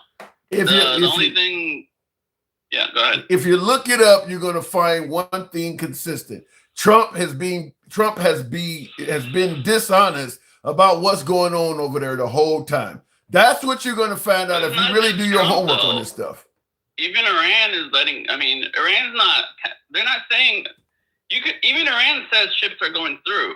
They just want them to go through their side of the fucking lake. Iran is letting Their side of the certain countries go through. They made it clear they intend on charging a toll. What Iran is saying is totally different than what Trump is saying. Well, they haven't charged a toll yet. Supposedly they have 60 days to do that. Right now, all the ships the only time they shoot at a ship is if it goes through the other side. If it goes through their side, all ships are going through, no restrictions whatsoever. I mean, this shit's tracked. You don't have to take my word for it. Oh my Spend 2 God. minutes fucking Googling it. I mean, all this shit I talk to you about, I can't fucking search for it while I'm talking to you. Do but you every think time Trump I log is- off, it do you takes me think 5 Trump minutes is- to prove it. Do you think Trump is doing a good job with this war in Iran? I think he's doing better than anybody else would have. Because anybody else, it would either be non-war or completely in war. Like, you wouldn't be... He Well- wouldn't get out... Anybody else would be stuck. He will not... refuses to be stuck. He's going to find a way out no matter what. And I think in the end, he's going to win. Under Biden, But, the whole Strait of Hormuz would be open right now. This would not be going on. yeah, but we had the same bullshit from Ukraine. And he was... Under him, oil production was shit. And we had the same problem with Ukraine. We had the same price increase with Ukraine. And, you know, imagine once the Ukraine thing ends and the Iran thing ends, then we're going to be really good on fucking gas. Yeah. You know? My And problem... Trump's working every day on that shit. He's never stopped Yeah. working from day one till today. He's Yeah, always that's working on that. My problem with this whole scenario is you and I are debating this stuff like a couple regular gentlemen, and your side of the argument is solely based on what Trump is telling you, and that's where I have a problem because there's No, just it's so not. much. Yeah, it is. You're talking about how the oil prices and everything is better under Trump. All of that's based on what he's saying. You're talking about we're at a ceasefire. All of that's based on what he's saying. You're talking about the Strait of Hormuz I is open. showed you. All of that stuff I is showed you predominantly the based actual on what oil Trump is prices saying. going down. Oh. I showed you the actual oil prices going down. I'm sure if I had like 10 minutes to look, I'll find you the number of ships going through the strait, and then I'm pretty sure there's more ships going now. Yeah, more but the oil problem, flowing than ever MAGA, before. I got to move it on. But the problem with this, when you bring it, I hold came up on. here to talk about. No, that ain't what I'm saying. the Well, whole thing. unfortunately, I got to move it on for time. But the problem is, you're giving me answers to stuff without Iran signing into any deal or anything. So no matter how you try to paint this stuff to look good, it all could change tomorrow because there is no official deal between America and Iran. So nothing that's happening right now can be expected to continue. They've even made it clear they intend on charging a toll to go through the strait. So when you start talking about how low gas prices are, well, if they're going to be charging a toll, they're clearly going to go up. So you're basing information on a clearly temporary situation. You're trying to predict the fucking future. No, I'm I asking you don't what's come up going here on and now. predict the future. I mean, you can say whatever. This is the problem I have with Michael and most of the shit you guys debate. You're trying to debate the future like you have a fucking time machine or a crystal ball. In that case, give me tomorrow's fucking lotto ticket. The same shit I said to Grandma like 5 minutes ago. How about we debate what's in front of us right now? You Right can't, now, but that's the problem I'm are saying. going back down. That's the problem I'm saying. You cannot debate what's in front of us right now because it's based on what I believe is false information. Most of what's happening in front of us right now that we're debating is coming from the Trump administration. And that stuff is not accurate. No, those oil prices are from the fucking market. They're No. not from Trump. Oil shit's prices are fluctuating based on what Trump is yelling out and people are believing. I gotta move it on, but it's still what people are paying for oil. It's not like people are paying less, people are paying less and less for oil every day. So that's Right. exactly what. right. And if he Even yells though out it's caused by something, Trump talking, and if the he, oil's actually cheaper and people are paying less for it. right, and So if he what does it and if he matter threat if Trump he did it or threatens somebody to else did it? yeah, and if he threatens to wipe out Iran tomorrow, the price of oil is going to go right back up, and that is absolutely something that Trump might do. Then you'll win the argument tomorrow. But today the prices are going down and I win. So we basically doing this shit day to day because of Trump. No consistency. I can only look backwards. I can't look forwards. I got it. Now, it looks All like right. oil prices are going down. All right, well, good luck with that. MAGA, thanks for coming through. Tap the screen, get the likes up to 40,000, if you will. We don't block, ban, or censor. This is uncensored programming. You guys know how we run it. We are MAGA friendly. Liberals are welcome as well. Our comments go left to Bernie Sanders, so I'm having a dinner with Q. Black words in the comments on Clapper. Good evening to you. Moving on with the program, I do want to bring in one of my guests on Instagram. We'll go to Dencal. Tim made 12 Las Vegas, Darius Asto, and what are you talking about? Don't know what that means. Gas low and everything else is high as hell. The problem is, like I was telling MAGA Reacts, my last caller, is everything we're doing in the Trump administration is highly unpredictable because you don't know where Trump is going to go next. So it's hard to give Trump solid criticism or credit because he may do something tomorrow that totally fucks up what we're dealing with today or greatly improves it. He is incredibly volatile, threatening to blow up whole countries and shit. He'll tell you today we're at a ceasefire with Iran, and tomorrow he's threatening to nuke them to the Stone Age. How the hell can you react to that? Denkel, good evening. Welcome to the program. Good evening. Good evening. Hey, so you heard what MAGA was saying. I saw you in the comments talking about the inflation rates under Biden. Are you suggesting that he was getting something wrong? The problem I have with speaking to MAGA is that they take one point in time and they make that the standard. They say inflation was at 9% under Biden. Yeah, after we came out of the pandemic and everybody started spending and everybody went back to work, supply and demand was fucked up. So yes, inflation went up because yes, everybody was trying to continue working and buying fuel and doing the same things they were before the pandemic. We did not have the supply. Yeah, I've said that before myself, Denkel. By the way, folks, help your boy out with the hat and mustache. TikTok cap goes on TikTok and smash that like button. They generally compare the worst of the Biden administration to the best of the Trump administration to make a point. So I do see that. Right. So when they say that again, what I would like for you to do, I mean, you run your show how you want to, but look at the worst things under Trump and then say, this is Trump. Yeah. You know what I'm saying? When Biden left office, inflation was at what, 2.8, 2.9, almost 3%. Now it's 4.2. They don't want to acknowledge the 4.2. They just want to say, well, it was worse under Biden because at the height, it was 9%. Yeah, that's what I said. They're picking the worst of the Biden administration and making it sound like that. You know, that was the whole time. They'd be like, oh, gas was $5 under Biden. Gas was just under $3 when Biden left office. I said that when gas had got up really high under Trump right after the war began a couple months ago, the MAGA side of the aisle, they were saying that, well, it ain't as bad as Biden. Gas was $5 under Biden. And I said the same thing you said, is that when Biden left office, gas was nowhere near $5. You're using the worst point in time out of all 4 years Biden was in office to try to suggest that gas was like that the whole time. And it just is not true. Right. And then you could use the same thing with the stock market. When Trump was in office and the pandemic happened, the market dropped like thousands of points.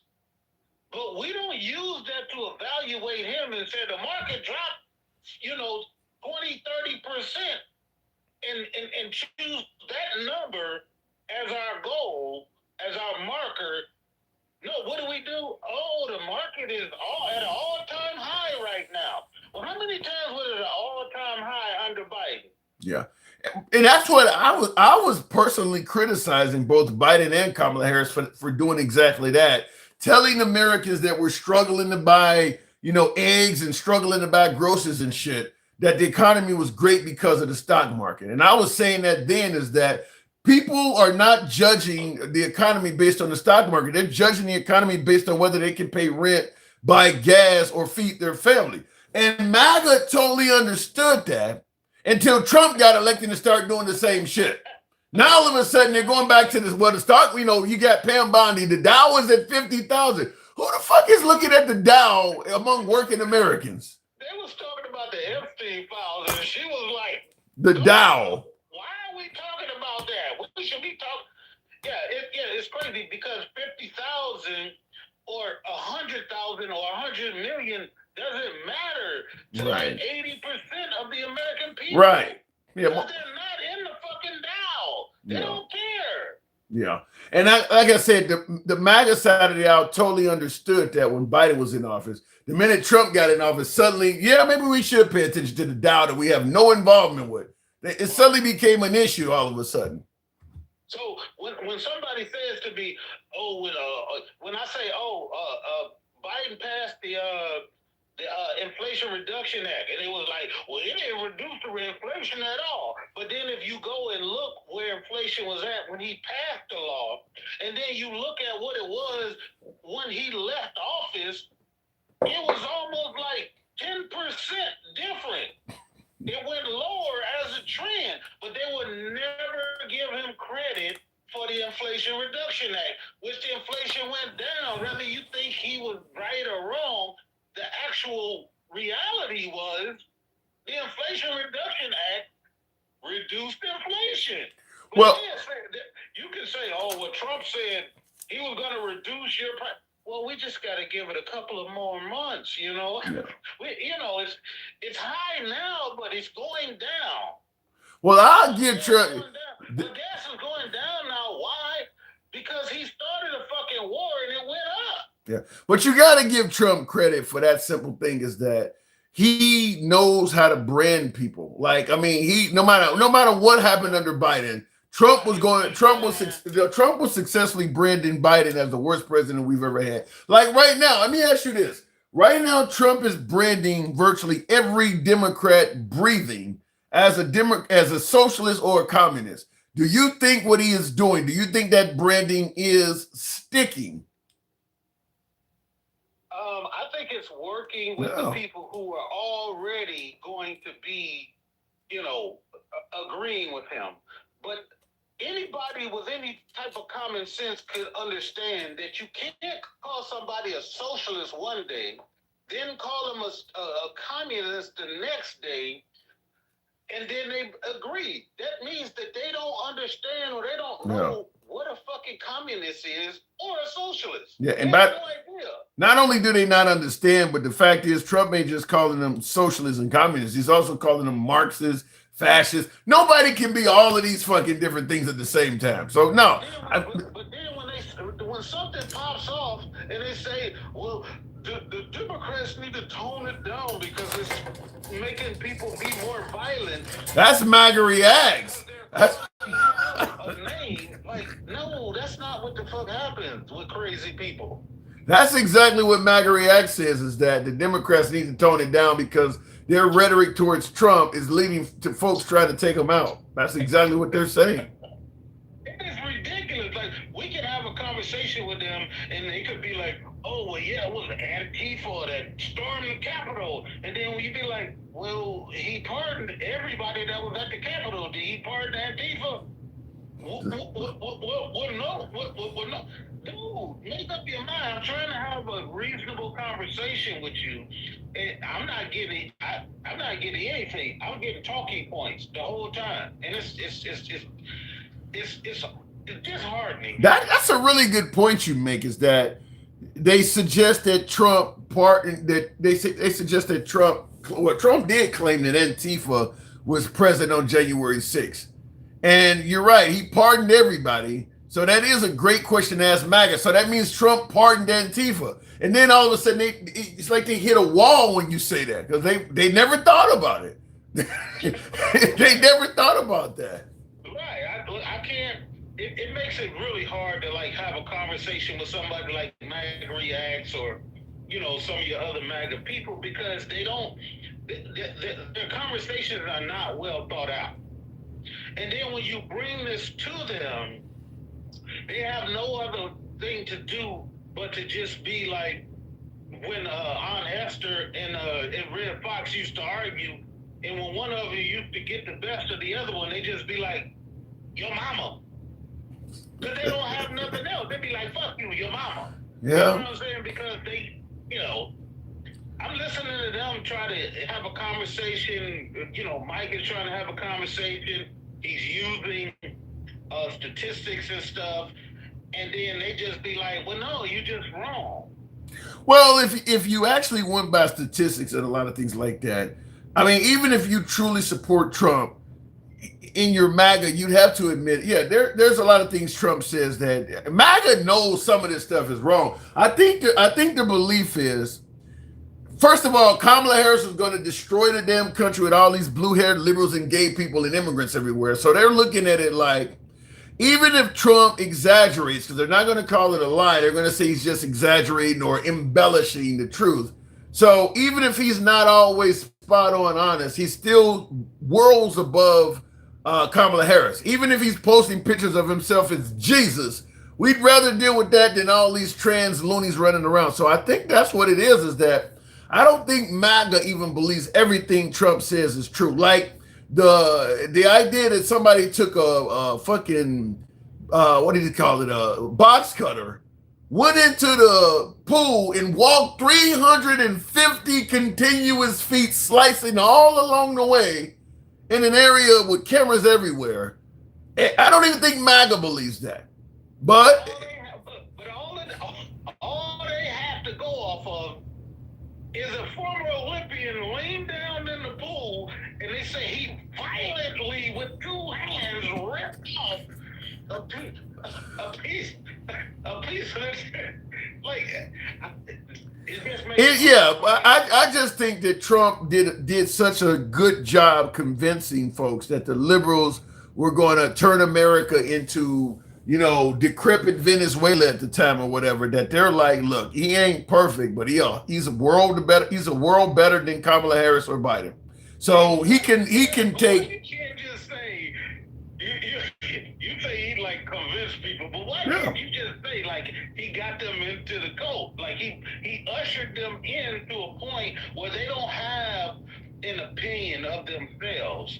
They operate on what he said. Well, because I don't think they're all in the cult. I don't think Tucker Carlson. I don't think Marjorie Taylor. Wait, hold on. I'm not generalizing and saying everybody that agrees with Trump is in the cult. But what I'm saying is that if you ask a person like a rational question, and then you can show them proof, and then they just spout off these lines that have been fed to them, like, oh yeah, Trump is doing better than Kamala. Kamala wasn't in charge of shit ever. Yeah. But they keep using her as they show President Obama as a monkey, and they be like, well, that was just at the end of the thing, and he probably didn't see it, and like, how can you really? I said this, listen, I think I just told MAGA Reactor, one of my earlier guests, that they say, well, thank God Kamala Harris is not running the country. And I say that at the very most, all we can do is speculate on Kamala Harris. Just like Mike Pence, we don't know what kind of leader these people would have been. They never got the chance to do it. So you might think Kamala Harris would have been horrible, but that's just speculation. You don't know. It's all just speculation. And then when you try to provide them with information, what they do is they jump to the worst of Biden. They go to the worst. They go to when we were losing 3,000 people, a day to COVID. They just skipped all of that stuff that was handed to him from Trump. They just skipped over all of that.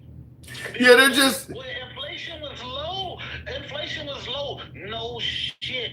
Inflation was low in the middle of the fucking pandemic because nobody had fucking money. And then you can't gouge people. You can't charge people extra shit if nobody has money. You selling shit as low as possible if you want to run a business. That's why shit is low. It's not because Trump did something miraculous.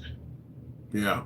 Yeah, I mean, like I said, it's hard to speculate on a lot of this stuff because you just never know. Like, I often use George H.W. Bush, the elder. Ronald Reagan is known as like one of the most successful presidents the Republican side ever had. His vice president was George H.W. His presidency was a complete failure. So you can't look at a VP and automatically assume they're going to do everything the same as the actual president. Because H.W. and Ronald Reagan are like totally opposites of each other. So they look at Kamala Harris and they're like you said, they're pointing out the worst of the Biden administration and just assuming she's going to do all of that stuff.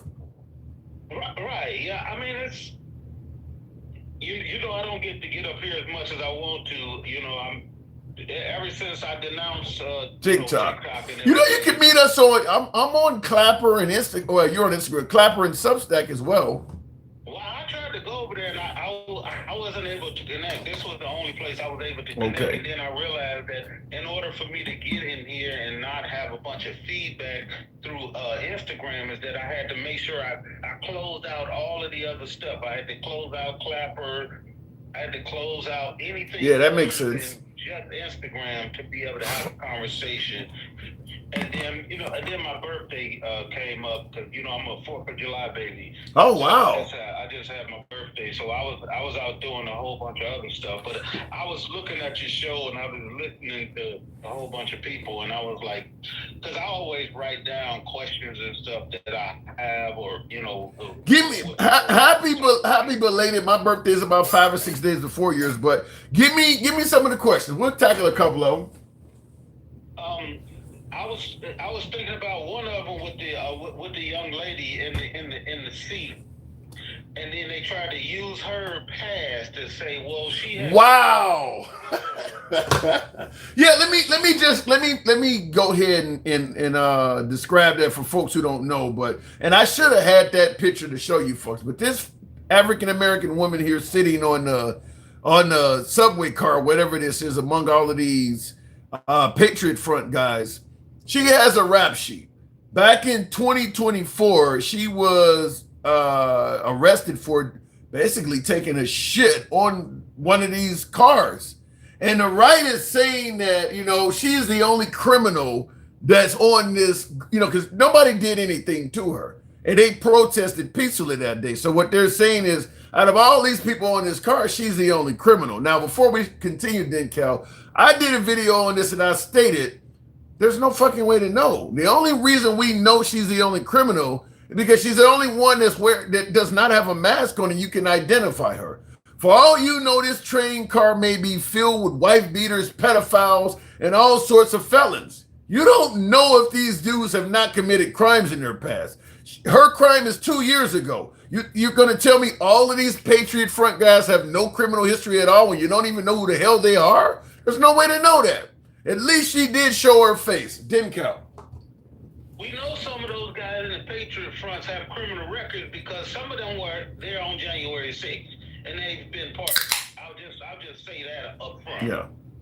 The other thing is that she has a record, but we don't know whether maybe she might be mentally ill or whatever. Like, she took a shit on the train, but she's still using the fucking train.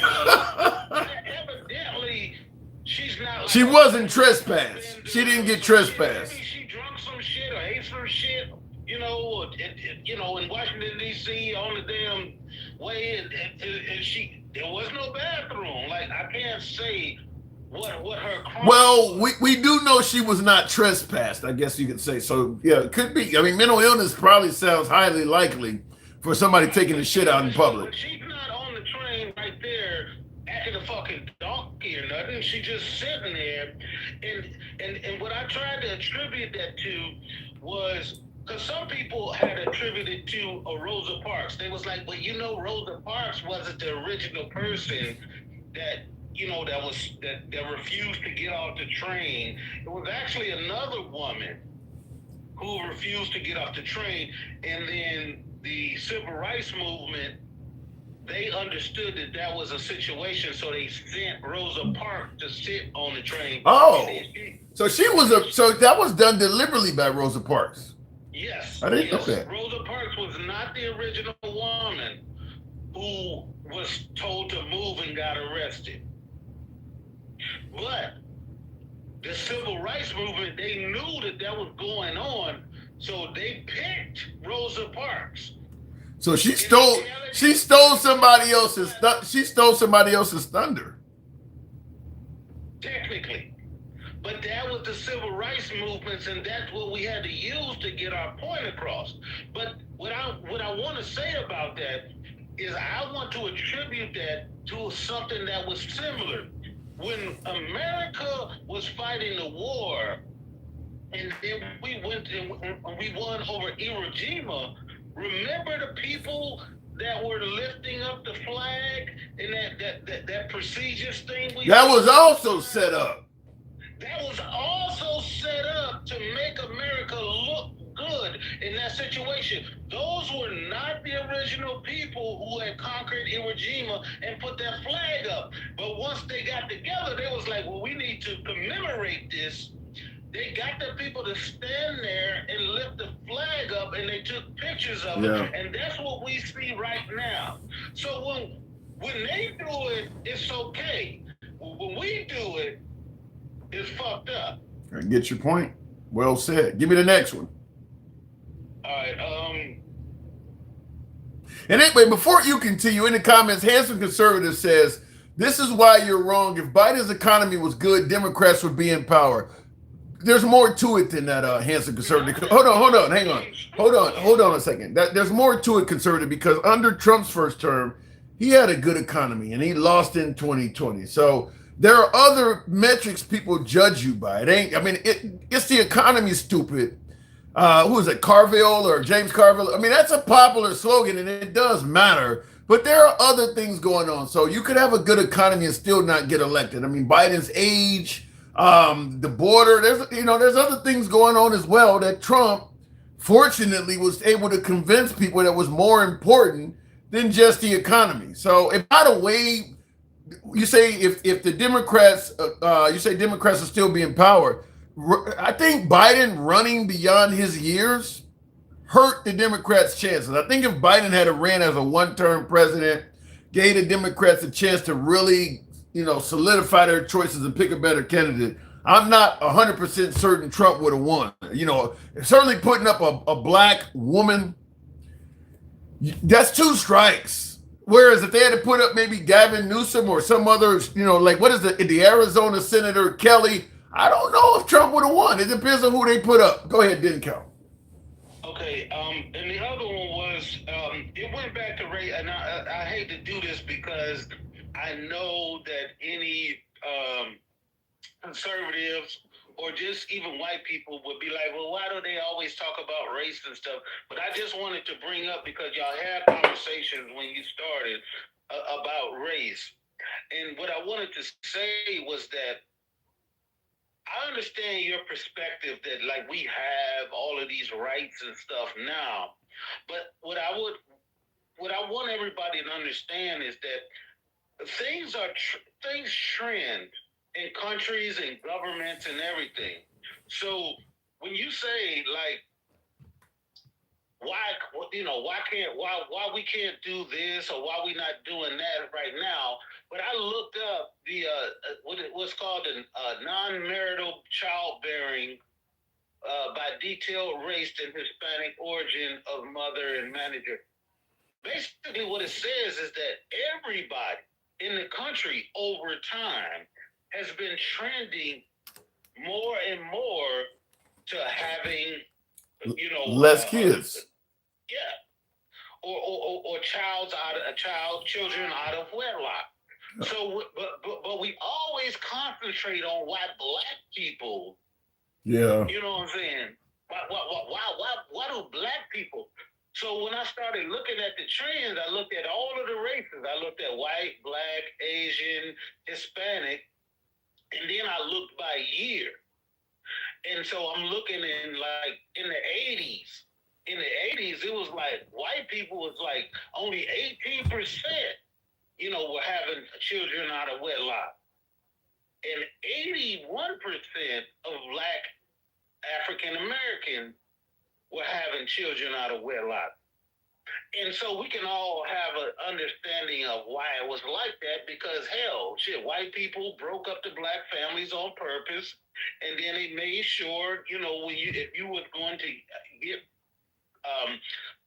help from the government. Yeah, the welfare thing is what really hurt the black family by requiring any family that received welfare to not have a man in the house. So you literally had men saying, look, right now I'm unemployed, baby, and the family needs something to eat, so I'll just go stay with my mom, or I'll go hang out with my boy so you can get it. Yeah. I gotta raise my kids. I can't have you here. Yeah, that was terrible. That you're right. Requiring a woman receiving welfare to not have a man in the house, Yeah, that certainly broke up a lot of black families, and I have no clue why they did that, other than to purposely break up black families. That's a stain. Guess what? The poor white people were living in trailer parks. They didn't have the same roof structure. The white man was still living there. But I'm not going to go into that. I'm trying to give you a trend. So now that I'm looking at decade by decade, so the whites were at 18% back then. They're now at 40% now. No, not now. I'm saying this went from the 80s to 2015. So they went from 18% to 40%. Why did it do that? You know what I'm saying? What caused that? Because when you're talking about cause and effect and like why black people are this or that, now I'm asking the same question because the same thing happened to Asians, Hispanics. Everybody's shit went up. Well, I think a lot of it is, because you see the right talking about bringing back Christianity. I think taking religion out, with the average American being less and less religion, I think that's probably one of the most harmful things to marriage. And I'm not very religious, but I'll tell you, religion will keep some marriages together because people believe that God wants this to be that way. Once you take God out of the picture, promiscuity and divorces and all that stuff is okay. So as we become less and less religious, you're going to probably have, no fault divorces don't work in religious communities. God would never like that. With marriage not having the value anymore like it does in a religious community, like you go to Muslim countries where they're very religious, ain't nobody getting divorced. You're gonna die before you divorce this dude. So in America, where you can just say, I'm done, irreconcilable difference. You don't even have to state the reason you're getting divorced. We just couldn't get along. That ain't acceptable in a religious climate. And America's getting less and less religious. So people are breaking up, leading to single parents and kids out of wedlock and all this other shit. So if there is one area of life, I will say religion benefits, is maintaining the marriage rate. A lot of other areas, I'm not a fan of religion, but that's one area because people are told that. But then at the same token, how can we have all of these people that vote for a motherfucker that done divorced 3 women? He done cheated on all of them. He got 3 baby mamas with 5 kids. But then we talking about how he making America great again. Like, I'm just trying to make it make sense. I gotta move it on, of course, but I'll just tell you this. God works in mysterious ways, didn't Cal? He sent a flawed man to do his work. And that's how MAGA may see it. Look, Trump himself is not perfect. He don't always follow the teachings of the Lord. But with him in office, we're going to get far more of what the Lord wants for us than we would with Kamala Harris or Biden. This is how I think they see it. Do we have any trends? Yes. You're getting thanks to now beginning to protect the sanctity of life. They're putting religion back in school so children can now grow up knowing the word. Yeah, they're getting what they want, even if it's coming from a flawed man like Trump. When I was in school or you was in school, we wasn't getting the word. That's not going to make us a better country or make us more biblical. The fact of the matter is trends are trends. And over time, shit changes. They disagree with you. I got to go. They disagree with that. I'm not saying you're wrong, but I'm going to say MAGA disagrees with it. I believe MAGA has closer to the mindset of what I just described. Didn't care, though. I appreciate you coming through. Thank you very much. Right. Appreciate it. Tap the screen, folks. Get the like. So now help your boy out with the hat, mustache, TikTok cap goals. Haven't seen any love in quite a while. Show your boy some love, certainly with that TikTok cap. We're nowhere near to go. So show your boy some love in the comments. When you used to do the Pledge of a Literature, what does it says? When you used to do the Pledge of Allegiance, and all those people that grew up that did that were not as disrespectful as the ones that didn't. I don't know if anybody in my era did not put their hand on their heart and pledge allegiance to the flag. Everybody did it. Kids back then were a lot more impressionable, did not have as much education in terms of what they can get on the internet and talk to other people, and they didn't ask as many questions. Like when we grew up, nobody questioned, when we were really young, nobody was really questioning Columbus Day and stuff like they do now. Nowadays, the kids are straight up calling it Indigenous People Day, which is why I'm against putting religion in schools in this current, more educated children environment. You're gonna have people in this current environment that are at the age of adolescence telling each other this religion shit is bullshit. You're gonna have 4th and 5th graders telling each other this stuff ain't real. This is just like Santa Claus. We would have never said that at our age. We genuinely believed when we were, under 12, 13 years of age. They know better. So I do believe if you put religion in schools now, you're going to have a lot more clashing than you would have in our age. Because the kids, the young kids nowadays are going to be straight up telling you this God, some of them are going to be telling you this God shit ain't real. We didn't say that when we were younger. We really believed it. So in the comments, the man needs love.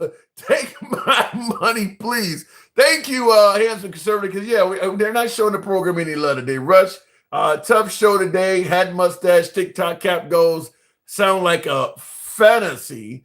Speaking of love, though, good evening. Allow dissenting opinions. Love, come on up. Be my dissenting opinion. What is going wrong with the show today? What are we getting wrong, love? I do feel that you allow people to talk a little bit longer than need to be. Get their opinion and allow other people to either come up on your show to, go back and back, dispute their opinion, not just one individual talking so long. People get off of work, they've been hearing you for majority of the day, and they can't wait to get in. When I say people, I'm talking about myself. Okay, well, it's a few things that I waited, some time to talk to you about, and I couldn't do so because it was jumbling everywhere around. And I'm not just talking about myself. I'm talking about anybody that's in a request, waiting to come up. Fair enough. I'll note that. I've been considering. I haven't had enough guests push back in the same manner, but I've been considering limiting the time of the guests a little bit. But to really get a feel of what the guest is thinking, you do need to talk to them a little bit longer than 5 minutes. I mean, I really want to give folks a chance to say what they got to say, push back where I think they're getting it wrong, and even have them have time to push back as well. So sometimes that takes a little bit longer. But other than that, what brought you up? The reason why I brought up, because I've been hearing, certain individuals on your page, or you even yourself have mentioned how gas prices hiring and lowering, which I do which I need to understand. When it's high, it's those people that can never get back the money, even when it goes back low. So that means nothing to individuals that have to go back and forth to work, some travel an hour, half an hour, what it may be. They can never get back that money once it goes high. Yeah. And when it goes high, it needs to be for a reason. Where we're helping Americans, due to C-19, we understood that it went high. Nobody was traveling. But for a man-made incident to take money out of our pockets and say, what is that? Short-term game, bull ass. Short-term pay. Want to hear that? Well, wait a minute. Money that we could never get back into our pocket. But what about what Trump and MAGA? Well, hold on. What about what Trump and MAGA often says is that, look, yeah, it's going to cost you a little bit more money in gas, but we're preventing Iran from obtaining a nuclear bomb that they were just about to get, and they were going to use it on Americans. So you shouldn't mind paying a little bit more money. It's making you safe. Well, like I know, Iran has been America's issues for a long time. What I'm talking about, people that have issues with sending their kids to college, trying to pay rent, mortgages, trying to put food on the table. We've done hearing about Iran. That's synonymous when we was hearing about Bush and their freaking issue that had going on. Wait a minute. When you got people like me, when they come. If they're gonna get it, they're gonna get it anyway. No, wait. If he is, wait. Hold on. What they need to focus on is what's going on within our country that's making us ill immediately. If he is telling you, if he is telling you that Iran was only a week away from developing a nuclear bomb and they were going to use it and kill tens of thousands of Americans, you're telling me he wasn't supposed to do nothing about that, just focus on gas, and if they come, they come? No, what I'm basically saying to you, you'll be a fool if you believe it. Okay, that's different. What I'm saying is that every time that we step out into this World Forum, we should be thinking about us if we are true Americans, not what somebody possibly or can or might do. And if they try it, we got to arm ourselves and be ready to deflect it immediately at all costs. But right now, only people that's getting rich is you know who. The individuals that have an alignment with our government, because we are the people are funding them immediately, expeditionally. That's why we have situations where, I'm sorry, I know other people want to talk, so I don't want to go into that. I just want to touch another subject. Okay. I heard you earlier say, why can people from different countries come over here and do better than black people? I asked. No, that ain't what I said. That's not what I said. What I asked is, why out of all of the demographics are African Americans in 2026, 250 years after the country became a nation, why are we still lagging behind every group? Why is African Americans still lagging behind everybody else? Unfortunately, because we're Americans. You can call yourself African American, but they don't really target African first, second generation Americans. They target Americans, specifically Black Americans. It's the same thing. In order for something to be on the top, they got to be something on the bottom, and they made us that bottom people. They don't want us to come back. If you can ask yourself why Jesse Owens came from in Germany, the N-word Germany, and when he came over here, sat at a table and they refused to feed him after he done won greatness for America, put us on a world stage. They said they wouldn't feed him, but they fed that African. I'm not hearing why we're not. Where it's coming from, you can look it up. They said that African and hit that African with praise, but that Black American, Jesse Owens, that was on a world stage and beat those N-words up. And you know what I'm talking about when I say Yeah, I get what you're saying, but I'm asking you, why are African Americans lagging behind all these other groups in 2026? You're giving me Jesse Owens and Hitler? No, what I'm telling you is that because they preferred to feed them and up-prop them opposed to the Black Americans that was here fighting, not just for us, but for America. That's not happening. That's not happening now, though. Any Black person can get food. It is. You do have to realize when they come over here, they don't come over here with broken shoes. They don't come over here straight. They come over here in sponsorship. They gotta have money to come up over here. Be these citizenships. They don't just walk up over here and create a whole life for themselves. You know what I'm saying? They have family members that's over here that's doing well, that assimilated to whiteness. We picking ourselves up. You can say it like I'm gonna say it, by the bootstraps. And what we've done in this country have never been recognized. We was not able to even get monetary gain for the patterns that we caused. We wasn't even allowed to get paid for the patterns. There was no generational wealth over here. Like, if you realize it, in 1970, we wasn't even allowed to go to a different place where our kids could be educated. We had to create that. And once we created it, it's an individual that you know I'm going to say the name. But that specific individual, he modernized our HBCU. He got rid of all of the colleges that we were doing. Is this something? Wait a minute. Is this something? Hold on. Is this something that only applied to African Americans? Hold on. Rockefeller. I'm talking about That ain't what I'm. No, that's not what I'm. That's not. Hold on. Let me respond to you. Sure. What I'm asking you is this something that only applied to African Americans? Were Asians, were Hispanics allowed in every neighborhood, allowed to do anything they want, and they only held back African Americans? If I heard you correctly, you said Asian, and what other group? Hispanics. Was only allowed, and what? Hispanics. Was only allowed where?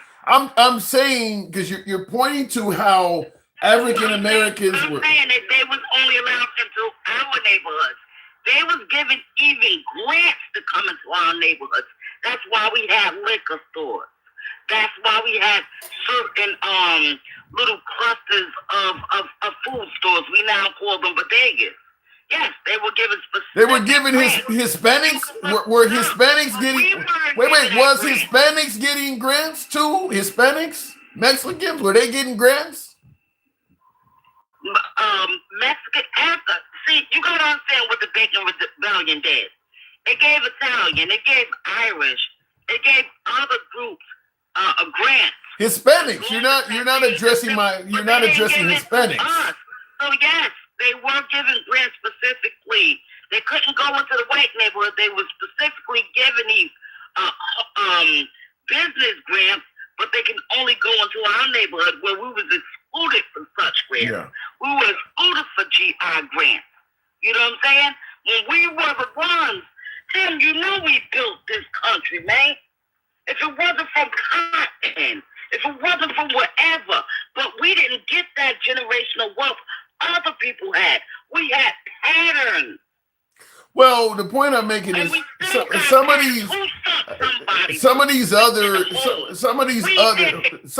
cultures do not have generational wealth either.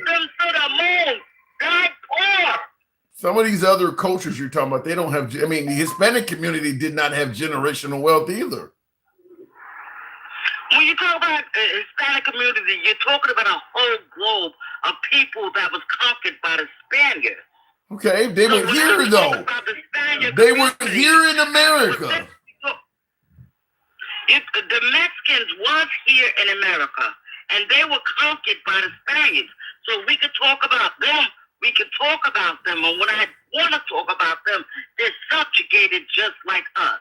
Now, if you want to talk about Spanish communities like the Ecuadorians, like the Peruvians, we could tell how they was coming over here, even the Filipinos, because they was conquered by the Spanish too. We could tell how they came over here on visas. Like when I was working in one facility, healthcare facility, they came over here, just had to train within that healthcare facility I was working in, take a test, and they was able to become nurses. However, majority of the black people were caregivers, right? We're caregivers, certified nurses, whatever, was trained in that same facility, but they didn't allow us that. You know, we can go on and on about this. It does not stop. It is something that they hated against the black Americans. They ain't black Americans. But something about the black Americans that they needed us to be that boogeyman. Bring it back to anybody on the top. Somebody got to be on the bottom. So, yes. And when I say Jesse Owens, I just want to give you an outlook how he went over there, was starred, gave it up for America. We brought that trophy back, but he had to go into the back door. But yet that African Nigerian American was able to sit at that same table with the white people and travel through the front door. Don't you think that is an experience that most black people have? Yeah. You know, not for nothing we have wars given on us. Oh, I look at my mama and see her hand. Look, I can't denounce that. It was an unfortunate time. She worked the same lands that she brought When eminent domain came in, they didn't take those African or whomever that came over here through the front door when they was allowed to. They took her land. When they talk about Chicago, ooh, that burns my soul. Because they know damn well that they put them temporarily in those projects until they could build a suburb for those individuals that was living in those projects. Yeah. When I say the individuals, I'm talking about the white people. Then they defunded it. Yeah, You know, I agree. Listen, in my small mind, because I'm not smart, right? In my small mind, I knew it was something. yeah, listen. When my school was defunded, and then their school was funded and given more money. When they were sitting there fighting for funding to go to my school, they said the reason why we're not giving your school the funding that you need for something simple as books, pencils. Yeah. Because I actually look. Well, as you hold on, as you point. As you point, hold on, hang on a second. As you pointed out, time is a constraint. I'm going to have to move it on for time purposes. Interesting. You pointed that. See, you do understand now. It takes time to get your point out. So I just want to make sure you understand that. But I do got to move it on. When it comes to my people, I have to Exactly. Be resilient. I'm talking about my people. I'm just telling you. Everybody has a topic that they're Everybody has a topic that they're passionate about. That you got a chance to see. Don't let them play in your face and say that we're slums or whatever the case may be. The only reason why they have their wealth and they're able to come up over here is because of us. All right. We built it. Fair enough. I got to move it on. Thank you for coming through, love. Appreciate it. In the comments, the Nardy Boy says, Tim, try talking with an ex-MAGA. Trump's popularity is some shit for a reason. Is that what you're saying? Trump's popularity is some shit for a reason. They would have a unique perspective. Nardy Boy, we do. Jeremy, one of our first guests on the show. Jeremy is ex-MAGA. He's ex-MAGA. So we do talk to ex-MAGA. We'll talk to current MAGA. We'll talk to MAGA of any type. But Jeremy is ex-MAGA, and we talked to him. I think there's a couple other ones we've brought up before. I don't know if I've ever brought Natalie up anytime soon. Recently, last time I talked to Natalie on the program, I think she was still MAGA. She's ex-MAGA. We do get them on here. We the Rabble says this is the kind of bullshit you pass down to your children that keeps black people held back. This is your generational wealth. He's talking about my last caller. Look. I'm going to just say this, and I see the comments. Teddy Owens says she said what she said. And real quick, Handsome Conservative says, maybe if you weren't so hard on Christian beliefs, you might receive more love. Is that what I'm doing? Am I too hard on the Christians? You guys let me know that, because, yeah, this program ain't nobody showing your boy no love. The hat, mustache, TikTok cap goes, goddamn, horrible. Horrible. Am I banging on Christians too much? I forgot what the point I was about to make. But I don't know. I don't know. Like I've said before, I acknowledge the African American community, and thank you, DJ Shake Some. Appreciate that. I acknowledge the African American community. The history towards African Americans in this country is horrible, deplorable. But I don't know. Maybe I'm wrong for saying this, but I don't believe you should be completely down on your luck as an African American living on the street because of what the white man has done. I don't believe what's going on in modern society is based on that. I don't think anything is stopping an African American that wants to go out and work hard, get an education, and live right by society from living the American dream. I believe it's absolutely possible for a black person to do that. I don't drive through Chicago or LA somewhere and look at the homeless population and say that's all the white man's fault. I just think if you go out and work and get an education and make the effort, I think you can achieve the American dream currently as a black person. Is there more hurdles to it?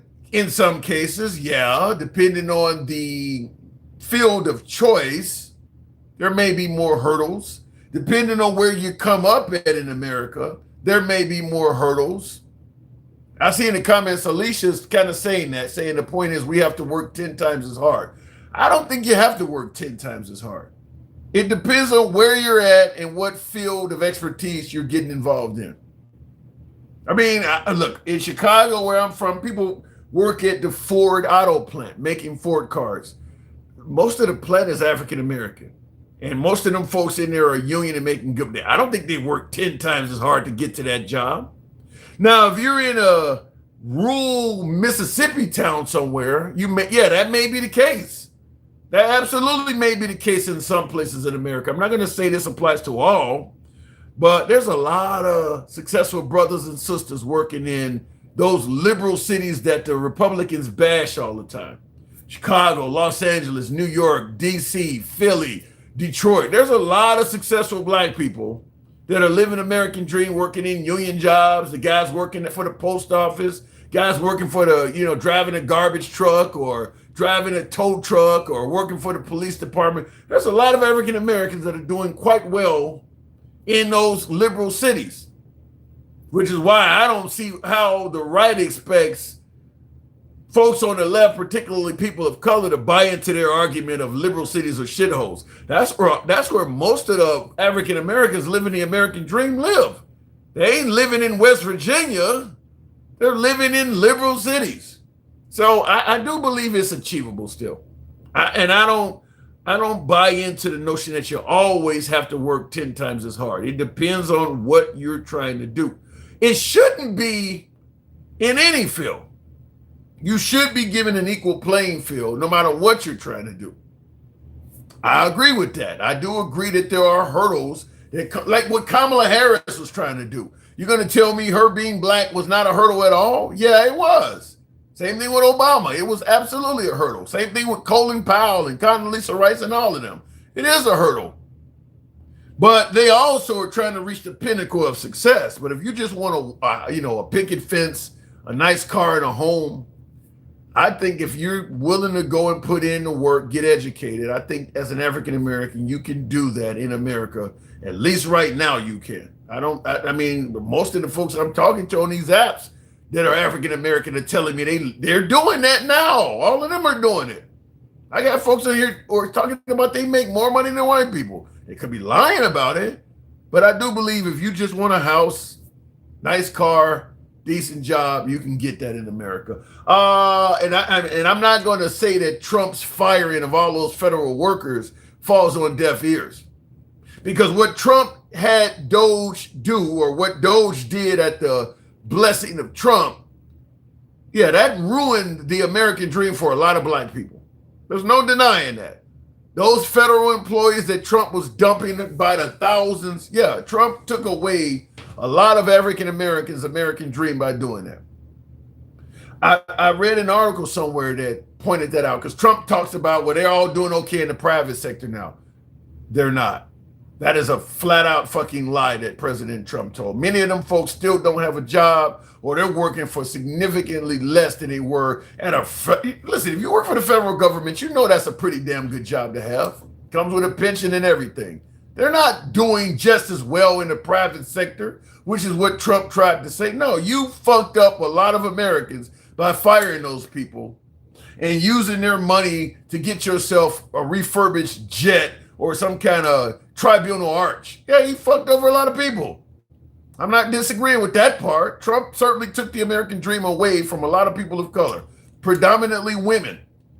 But still, I do believe if you work hard and get educated, you can achieve the American dream in this country. I just think that Trump didn't do any of those who had already achieved it any favors whatsoever. And he's also done it to a lot of people in the military.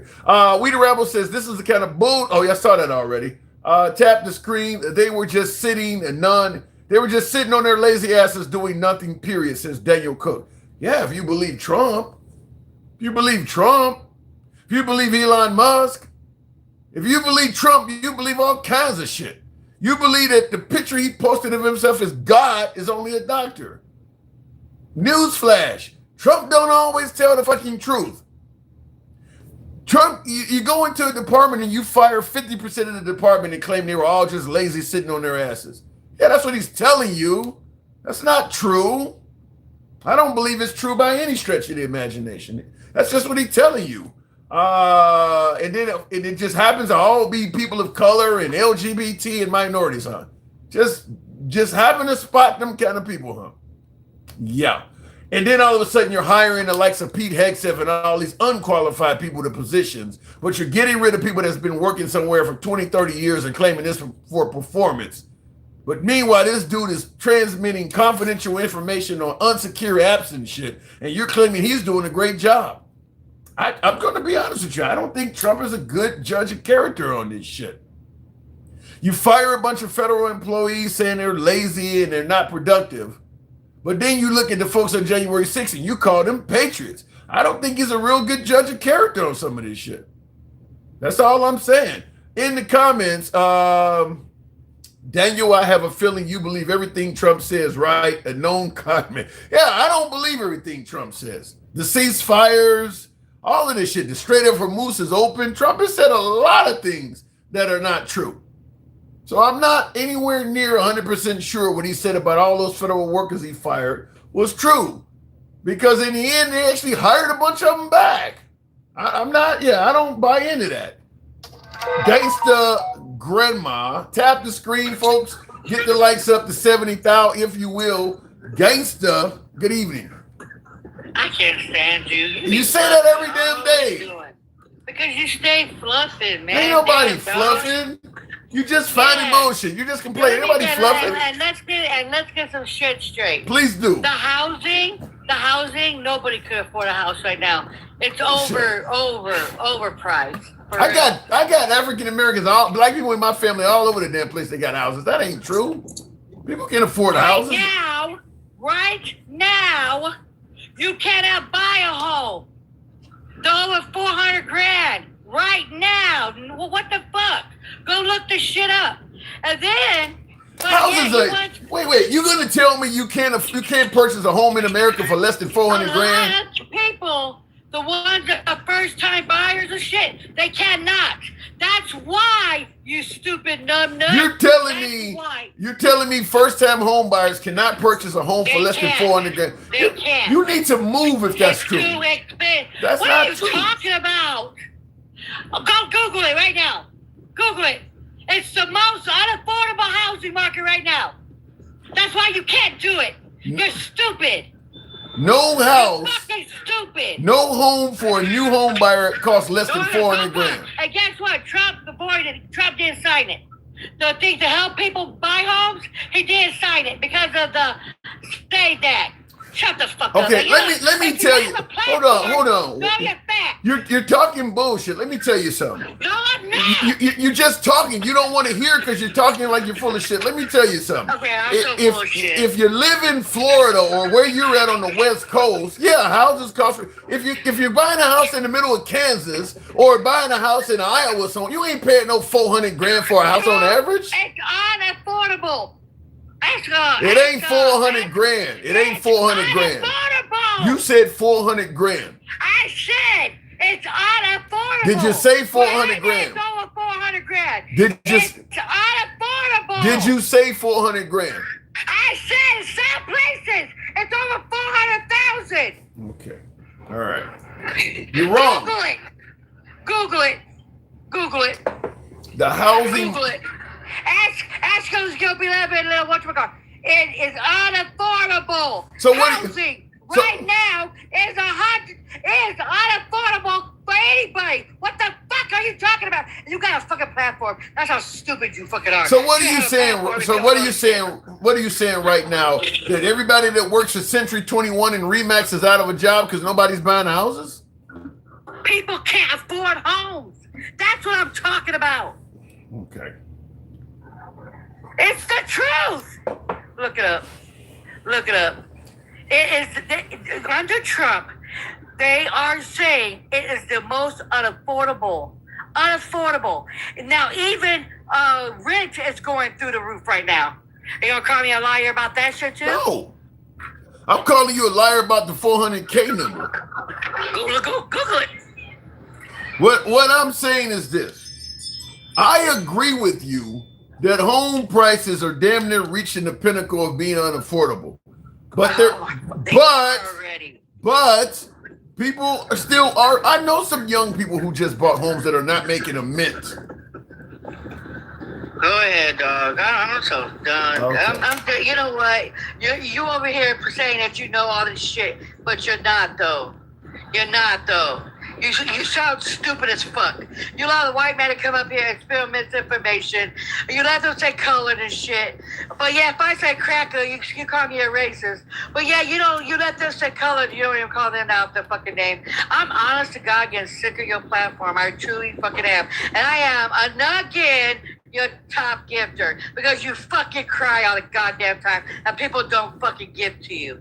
Okay, first of all, we try to avoid the tears on this program. I'm not fucking crying, bitch. What am I fucking crying? Who's accusing you of crying? It is unaffordable. Look at your little friend there. Yes, housing is widely considerable unaffordable. You numb nut. What else you got? What the fuck? You want me to scream it out? You numb nut?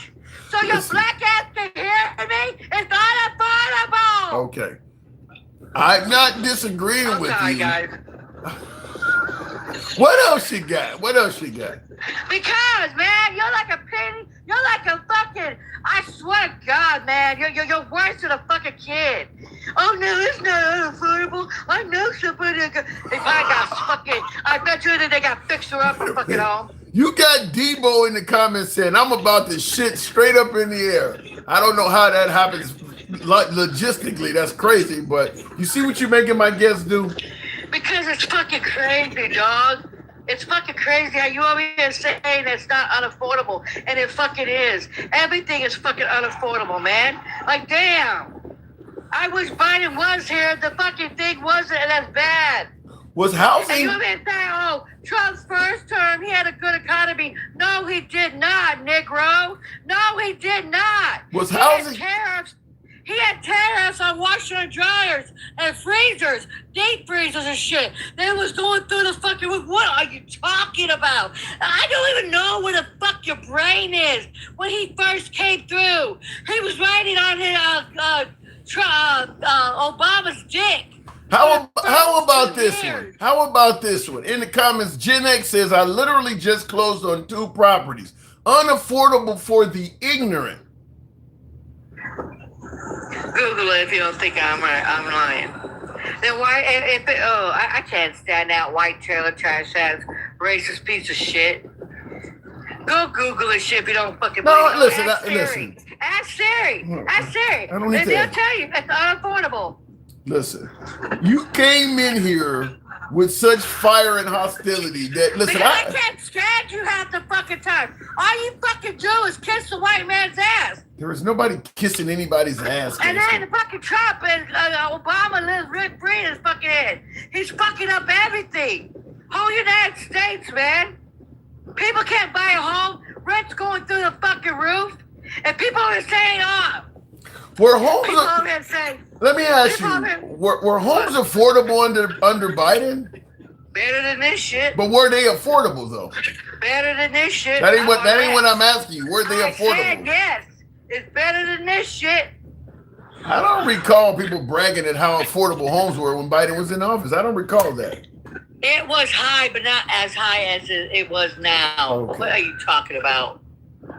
And now he's cut all the regulations, so all the investors could go buy them all up. So what are you talking about? What the fuck are you talking about? You know, here's some advice I received. M-Dub says, Tim, if you break her off, she be acting like this No, I on your don't want his whitewashed dick. Why I gotta be whitewashed? You're white, dog. Oh, my I bet God. your dick is pink as fucking hell. I could never. You are fucking cool, man. Who was fucking laid down with you? You sell me out to fucking the damn Klansmen. Hell no. Listen, I just live a life where I don't blame the white man for everything. You know what? You live a life that you kiss it. They took Gangsta Grandma off the program. God damn. Anyhow, folks, tap the screen. We don't block, ban, or censor. We didn't take her off, but TikTok just took Gangsta Grandma off. Look, she comes with the fire every time, so sometimes we have to give it back to her. But I'll go ahead and concede. She is right. Whether we're talking inflation, whether we're talking the economy, whether we're talking the tariffs, or even Airbnb and Vrbo, home prices in America are unaffordable. She's right. She's right. But she came with the fire, so I had to push back. But she is right. Home prices are widely considered unaffordable. I'm not disagreeing with that. And I just gave you many of the metrics of why to make sure you knew that I actually understood and I wasn't just conceding the point. But I mean, Trump's tariffs, the way he attacked Canada and the price of lumber and all the shit you need to build homes. Like I said, Airbnb and investors buying up a ton of properties. Shout out to Mom Donnie, who's trying to do something about that while folks are calling him a socialist. But she is right. But look, it is what it is. Sometimes you got to push back. Somebody said conceding means Debo. I'm just going to say you're right, Debo. In the comments, so do you think any of it is by design, Tim, says Billy Wap. Yes, but not necessarily from a racial aspect. And I see in the comments, all presidents have said things that are not true. You need to do better than that, says Hanson Conservative. I'll answer your question real quick about design, Billy Watt. And by the way, help your boy out with the hat, mustache, TikTok cap goals. Yes, I'm asking. In regards to saying all presidents have said things that are not true, Hanson Conservative, if I've said this once, I've said it a million times. This man promised to expose the deep state, to drain the swamp, to govern by not being a typical politician. And all we seem to do with every fuck up that he continues to perpetrate is compare him to other politicians as a defense. He was not supposed to be those people. You're comparing him to Biden constantly. You're comparing him to Obama. He was supposed to be better. He wasn't supposed to do the same shit. He gets in there and makes $2.2 billion in one single. Well, you know, Biden and Hunter Biden, you told us that all that shit they were doing was corrupt. So why are you comparing him to Hunter Biden all of a sudden now? He was supposed to be better than all these people, not using the comparables to make excuses for him. To me, that is a failure. That is a complete failure of his campaign promise of draining the swamp and not doing that shit. Now I got Hanson Conservative saying all presidents have said things that are not true. So in other words, now we got to concede he's a fucking liar just like all the other politicians, that he claimed he was not a typical politician. The guy claimed he was not taking a salary. He came with his own money. We know he can't be bought. Now all he's done as president is been in there making money. This guy promised to be different and turned out to be a worse version of the same shit that people complained about. He's going to get us out of all these overseas wars. The guy is constantly threatening to attack country after country after country. He literally comes across as doing what politicians typically do. Just lie and say anything to get elected. He is doing all of the stuff that he promised you. If you put him in office, you don't have to worry about no more. And now that he's doing all that stuff, the only defense for him is to compare him to other liars in the past. Typical politician type shit. That makes no sense to me. That ain't what he promised. In the comments, it almost paints the picture of Donald Trump as just simply lying to the people, and he's going to bully Iran into submission. The guy promised to expose, drain, and govern from a standpoint of actually caring about the American people. Only one I see getting rich is him. Everybody else is being told short-term pain for long-term gain. Do you see him looking like he's going through any sort of short-term pain at all? I mean, the guy's talking about building helipads and shit now. He got so much money, he's dyeing pools a different color. That's what you do when you run out of shit to do around your house. Well, fuck it. Just go ahead and dye the pool green for St. Patrick's Day. Fuck it. We got plenty of money. This is the dude we were told that was going to come in here and take care of everybody. He's just taking care of himself. That's all I'm seeing. Everybody else, well, you know, it'll get better eventually. Short-term pain for long-term gain. I don't see you dealing with any short-term pain at all. You balling out of control. Getting new aircraft and shit. Balling out of control. In the comments, the only thing that holds people back is themselves. Stop blaming other people and work at your... I agree at the mid-level. Handsome conservative. I do believe there are things that can hold people back. I absolutely do believe there are things that can hold people back. Do I believe the entire black race is being held back by the hands of the white man? No, not in 2026, I don't. But I do believe it applies to some people. I absolutely do. Like I mentioned before, I used to purchase properties in Chicago, and it turns out I was part of a class action suit. I think Dencal and a few other people I've talked to have been part of this as well. When we purchased properties, they were deliberately giving us a higher interest rate. Countrywide Financial was my suit. Fifth Third Bank was another one that was involved in that. Toyota Financial was doing it to people purchasing cars, just giving black people a higher interest rate. Is that holding you back? No, you can afford the car, but understand if I go out and purchase a home, and my interest rate is deliberately a point higher than some my white neighbor just because I'm black, all of a sudden, maybe next year he's buying a boat or an RV or something that I can't afford because I'm paying more in mortgage every month. I'm living the American dream across the street from him, but I got less toys because they're charging me more interest for being black. That's it. Maybe he's investing in a business or something with the extra money he's saving every month. So yeah, I mean, is it holding me back? To some degree it is. And that's now. That ain't 10 years ago, 20 years. That stuff is happening now. I was part of that about 10 years ago. So yeah, some of that stuff is happening. Looking in the comments here, and like I said, that's an actual class action settlement that was proven in the court of law. They had to pay people money back because they were deliberately giving higher interest rates to people of color. It's undeniable, and it has nothing to do with slavery or Jim Crow or anything hundreds of years ago. That shit is in the 2000s recently. And I'm just buying, 2 flats and homes. Imagine somebody trying to buy some real property, something real expensive. That little extra interest rate could amount to a ton of money you're taking from that person. In the comments, so you got your money back. I'm certain I didn't get it all back. I got some of it, but I'm certain I didn't get it all back. No, I didn't get all that back. I don't know how long they were even doing it because as an African American, you didn't know. Just like if you go and work, let's say you go and apply for a job, and because of your skin color or because of your gender, the employer pays you less than somebody else that's a different skin color or a different gender. You may never find that out.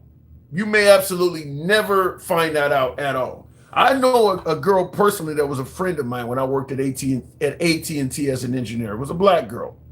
She came straight out of the Navy, doing a few years in the Navy, and we both had the exact same position as a telecom engineer. And I found out after, after I left the place for several years, she ended up winning a lawsuit because they had started her out at a lower salary. And this is at a union job. So in the union jobs, it's a pay scale. And when you first come in, they pay you based on, your resume and things like that. But you're going to max out anyway. But they started her off at a salary lower than me, and I had a 2-year degree back then before I went to college. So I only had a 2-year associate degree. She came out of the Navy. She had the degree and everything. She didn't find out about it until she started talking to some friends about paychecks, which is something we don't normally discuss in America. And she found out they started her out at a lesser pay, and it took her a few years to catch up. So they ended up, she won, and they had to pay her back pay. But yeah, some of the stuff they do, you won't find out, or it may take you forever to know about it. Going to the box will make it happen with Stick, the ruler. And by the way, holding her pay back, that could have cost her more time before she purchased a home, could have cost her, that could have led to her investing less in her 401k. I mean, that certainly hurt her financially, not having that money those years. Stick, good evening. Hey, what's going on, Tim? Not much at all. Gigi was right with the housing. Yeah, so she was. She was on the money. I just wanted to make sure that she wasn't on the money about the 400K, but the rest of that she was. You can get a home for less than 400K. Come on now, really? No, not a new home, not here in Florida. You can't. Well, shit, everybody. How many Americans are buying brand new homes anyway? Even when the housing market is great, most Americans don't buy brand new homes.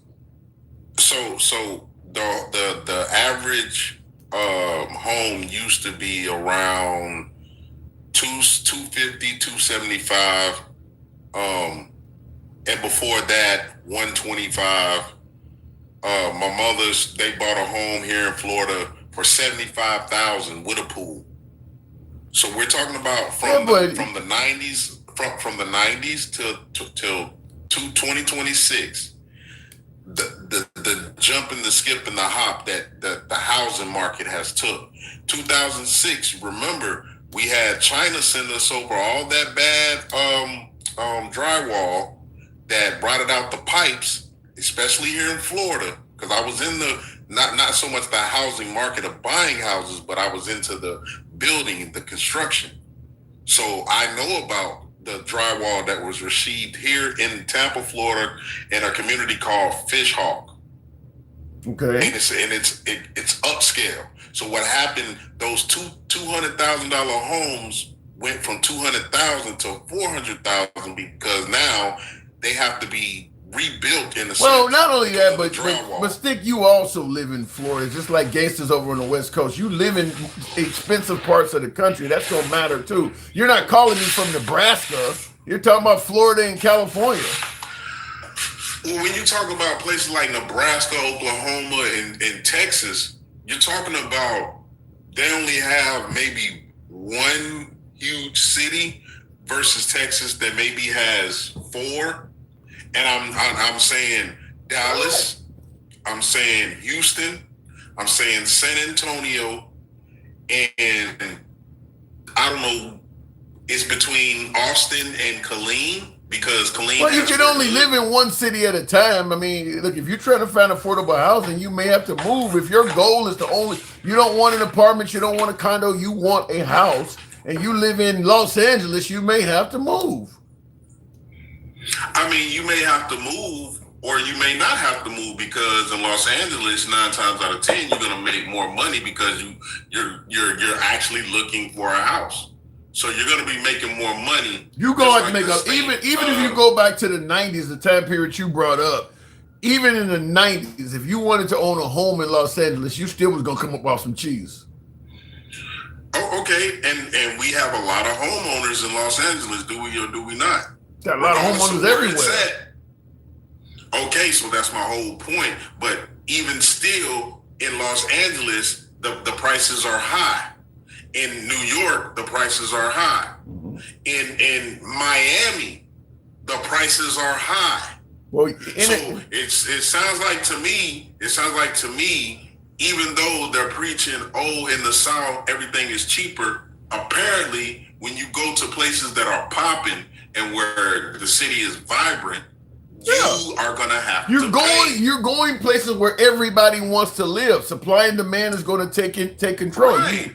I mean, that's the price you pay for trying to move where everybody wants to be. But I also want to point out too, we can talk about Trump's economy or Biden's economy and what's going on economically with inflation and stuff, but in the 90s, places like Airbnb was not taking. That shit is causing a lot of housing prices to go up. That right there, the Vrbo and the Airbnb, if you want to bring housing prices down, you got to get that under control, because new home buyers are competing with investors that might be able to afford to pay for 10 houses in cash. They're going to always beat you with that type of stuff out there. They got to get that under control. Yeah, they do have to get it under control. But if you got a president that ain't trying to get it under control, then here we are. Yeah. I mean, he's trying to deregulate every damn thing. That's why And in my opinion, TikTok, that's why the planes are falling off the sky. That's why the trains are running off the track. What do you mean planes are falling out the sky? What are you talking about? I'm talking about the deregulation of planes and making sure that these motherfuckers Ain't no before they go planes up into falling. the sky. Stig. The planes ain't falling out the sky. The planes are landing on top of trucks because they're hitting the freeway damn near and hitting light poles. Motherfuckers is getting hit by the planes by being on the fucking runway. Like, it's all sorts of shit happening. Helicopters and planes have the same fucking flight path. You taking a small example. You sound like they're eating cats and dogs. I mean, that ain't. Man. It's still incredibly safe to fly in this country. The planes are not dropping out the sky. Listen, Tim. Before the deregulation, before all of this shit, there were plane crashes, right? Okay. And I get that, and I understand that. However, Tim, it wasn't rampant the way it's been. I don't think it's rampant now. How often are we having plane crashes? Shit, at least once a week.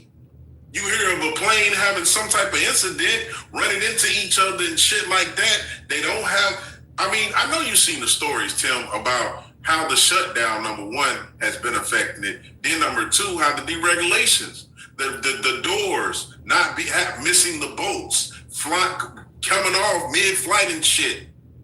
Everybody's scared of the planes from the crash. I watch a lot of that's one of the things. Yeah, that's one of the things I do watch on YouTube. I actually follow a lot of pilots and retired pilots and stuff, and they discuss what's going on in the industry. I ain't heard none of them talking about an increase in plane crashes happening like you're making it sound. I'm gonna say it again, Tim. There's no way possible. You gotta just not be watching the news. Are you scared to fly right now? Is it bad enough that you would be scared to fly? Everybody's scared to fly right now. Even the motherfuckers that get up there and just be like, fuck it. They scared too. Even they don't spend their money. They just like, man, fuck it. I gotta tough it out, not knowing whether this is their final destination. They're like, this is what's going on. Like, seriously. I haven't heard. Like, no, seriously. Like, when you deregulate anything, just like, for instance, the way that RFK is doing with the immunization shots and that I agree. And all of that, that's a form of deregulation. Guess what's gonna happen? These kids gonna get them old diseases that used to be they were there, but they were very minute. They were very small. I'm thinking now it's coming back. I'm thinking under Trump, I haven't heard of even one major airline crash. I mean, I know the UPS jet in Louisville, but it was a UPS jet with 3 pilots. But in terms of a real, I mean, there was a Black Hawk that hit a passenger jet outside of DC, but that's been a year plus ago. But in terms of, you make it sound like planes are falling out the sky. What about the crash that happened over the Hudson? What about the plane that went so low over the goddamn freeway that it landed on top of a truck? A driver almost got hurt. What about the man that was on the freeway somehow and got hit by a plane and sucked in the engine?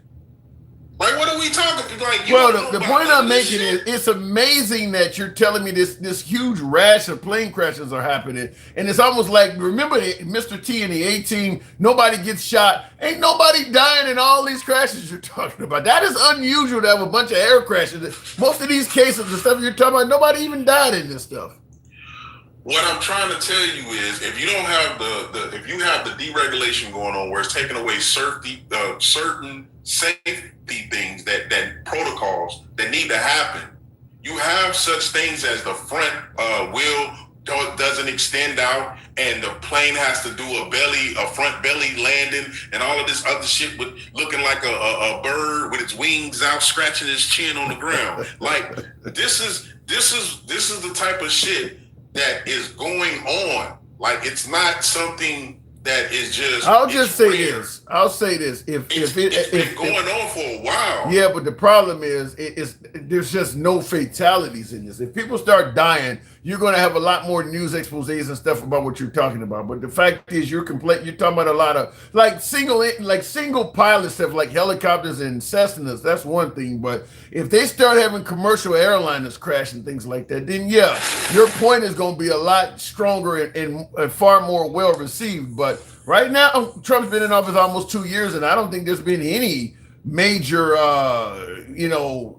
fatalities concerning airliners. It just hasn't been happening. So hold on. You're saying fatality, so you're moving it. Number one, you're doing the MAGA trick. Well, hold on. I'll let you finish. Let me just say this: when you're talking about plane crashes and no fatalities, that ain't. When you think about a plane crash, you kind of expect people to die. So for you to say planes are falling out of the sky everywhere and nobody's dying in any of these things, I ain't never heard of something like that. But go ahead. So number one, all the people died when the helicopter and the plane collided. About a year and a half ago. This happened in DC, and it also happened over the Hudson in New York. People died. We had a helicopter. Yes, we had a helicopter. A couple of helicopters go down. A couple, not just one or two. We had a couple. News choppers and helicopters flying and giving you tours over Vegas and shit. They go down all the time. In fact, I took a tour over Vegas and the pilot told me that. He told me that we had crashes all the time, but they don't really want to ruin tourism, so they don't tell you. That single engine shit where, some dude owns his own stuff, that happens all the time.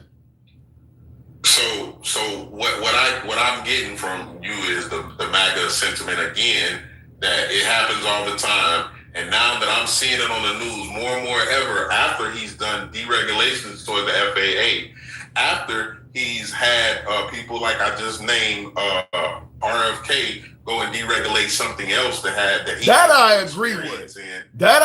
When the measles starts coming back and shit like that I agree with the RFK stuff. I agree with you on that totally. So what's the difference between you knowing the measles coming back, but you don't know that there's more incidents that shouldn't be happening because of deregulation in the FAA field? But only because you don't know about that or you don't agree with that, you're telling me that my premise is wrong when I'm telling you it was an uptick and when the shutdown happened, because we all know for that fact right there, the FAA did not have the people in the towers. They did not have the TSA as they should, because the TSA was like, man, fuck this, I gotta live. I gotta go find me another job so I can make me some money to pay my rent, and on and on and on. So they were suffering because of deregulation and the shutdown all at the same time. I guess the reason why these planes are not going up and like with the safety checks that are supposed to happen. That's why we have the bolts missing off the door. I guess the reason why I'm pushing back is even the liberal programs like The View and stuff like that. Even they're not really. They're complaining about the measles epidemic. I'm seeing that on liberal programs everywhere. The measles and some of this stuff coming back because of RFK rolling back vaccines and stuff. But even they're not complaining. What you're talking about in regards to air travel, it's just not being mentioned much, even in areas where people do not like Trump. Is there big stories on MS Now or CNN talking about airplanes are crashing? So I'm gonna tell you, just like you just said, is anybody scared about traveling on an airplane? Mm-hmm. If the airliners had people constantly covering these stories instead of just doing a quick airliner went down, blah blah blah blah, and then move on, then it would be a problem because they wouldn't have any people to fly around. They would have to lower their prices, and it's hard to do that with the jet fuel being so goddamn high. So they're finding ways to cut corners because of deregulation that he has allowed for them to put these unfit airplanes to flight. And just sometimes those flights don't have the mishap in the air and cause it to lose lives. But on the landing or before the takeoff, these incidents that are happening are due to deregulation, and before the and during the deregulation, the shutdown.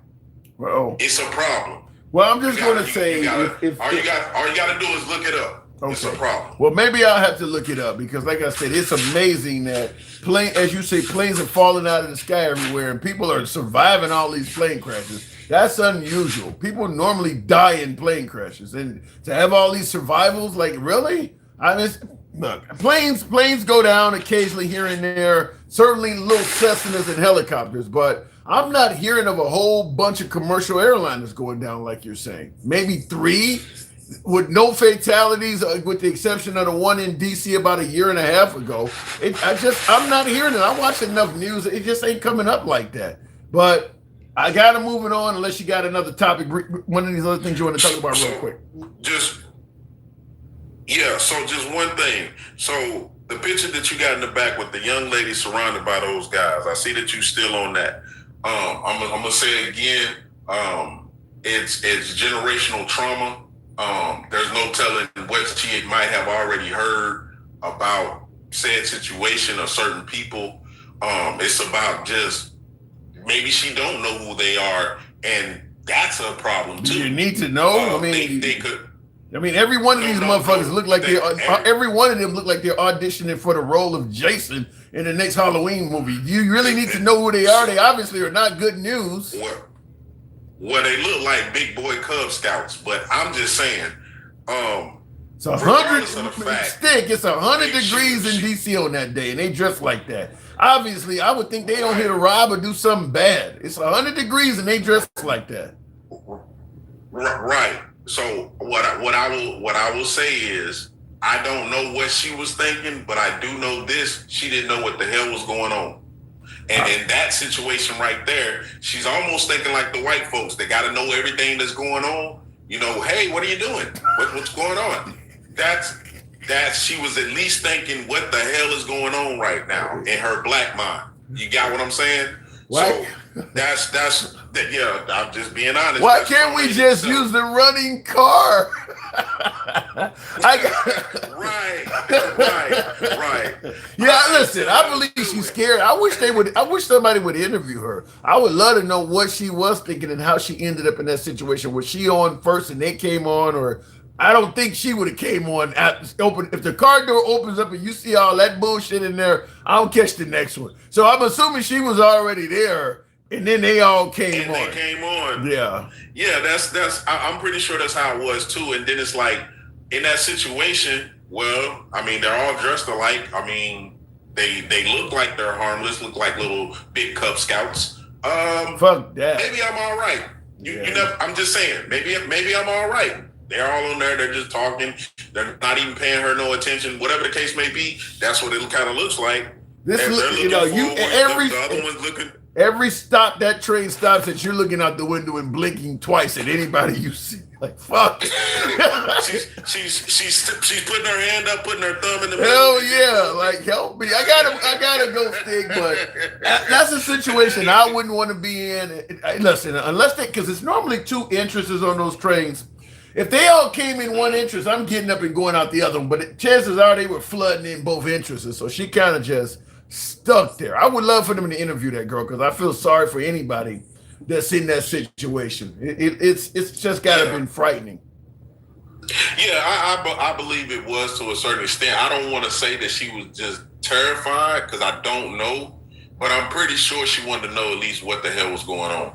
I can wholeheartedly understand all of these white tee men around me. I know that they white tee. The only thing I can see is the bridge of their nose, you know, the little part up under their eyebrow. So I know all of them are white tee, but I don't, you know what I mean? Yeah. Why are they all like this? It would. If a white person was in there and a whole bunch of Black Panthers walked on with black berets and leather jackets, they wouldn't be comfortable. It's gonna be some purse. Yeah. Yes, it's gonna be some purse clutching. It's gonna be some. Who the hell are these guys? It's gonna happen. Kind of reminds me of both scenarios. You're Gen X. You're probably old enough to remember this movie, but it kind of reminds me of when the married couple was sitting on the train and the Warriors came walking on there, and they were having fun into the fucking war. Like, who the fuck are these dudes? That's what it kind of reminds me. So like these guys are bad news. They come walking and sitting on the train. It kind of reminds me of the old movie The Warriors. But I gotta go, Stick. Thanks for coming through. Yes, so even the Warriors girl was her feet was dirty. So Exactly.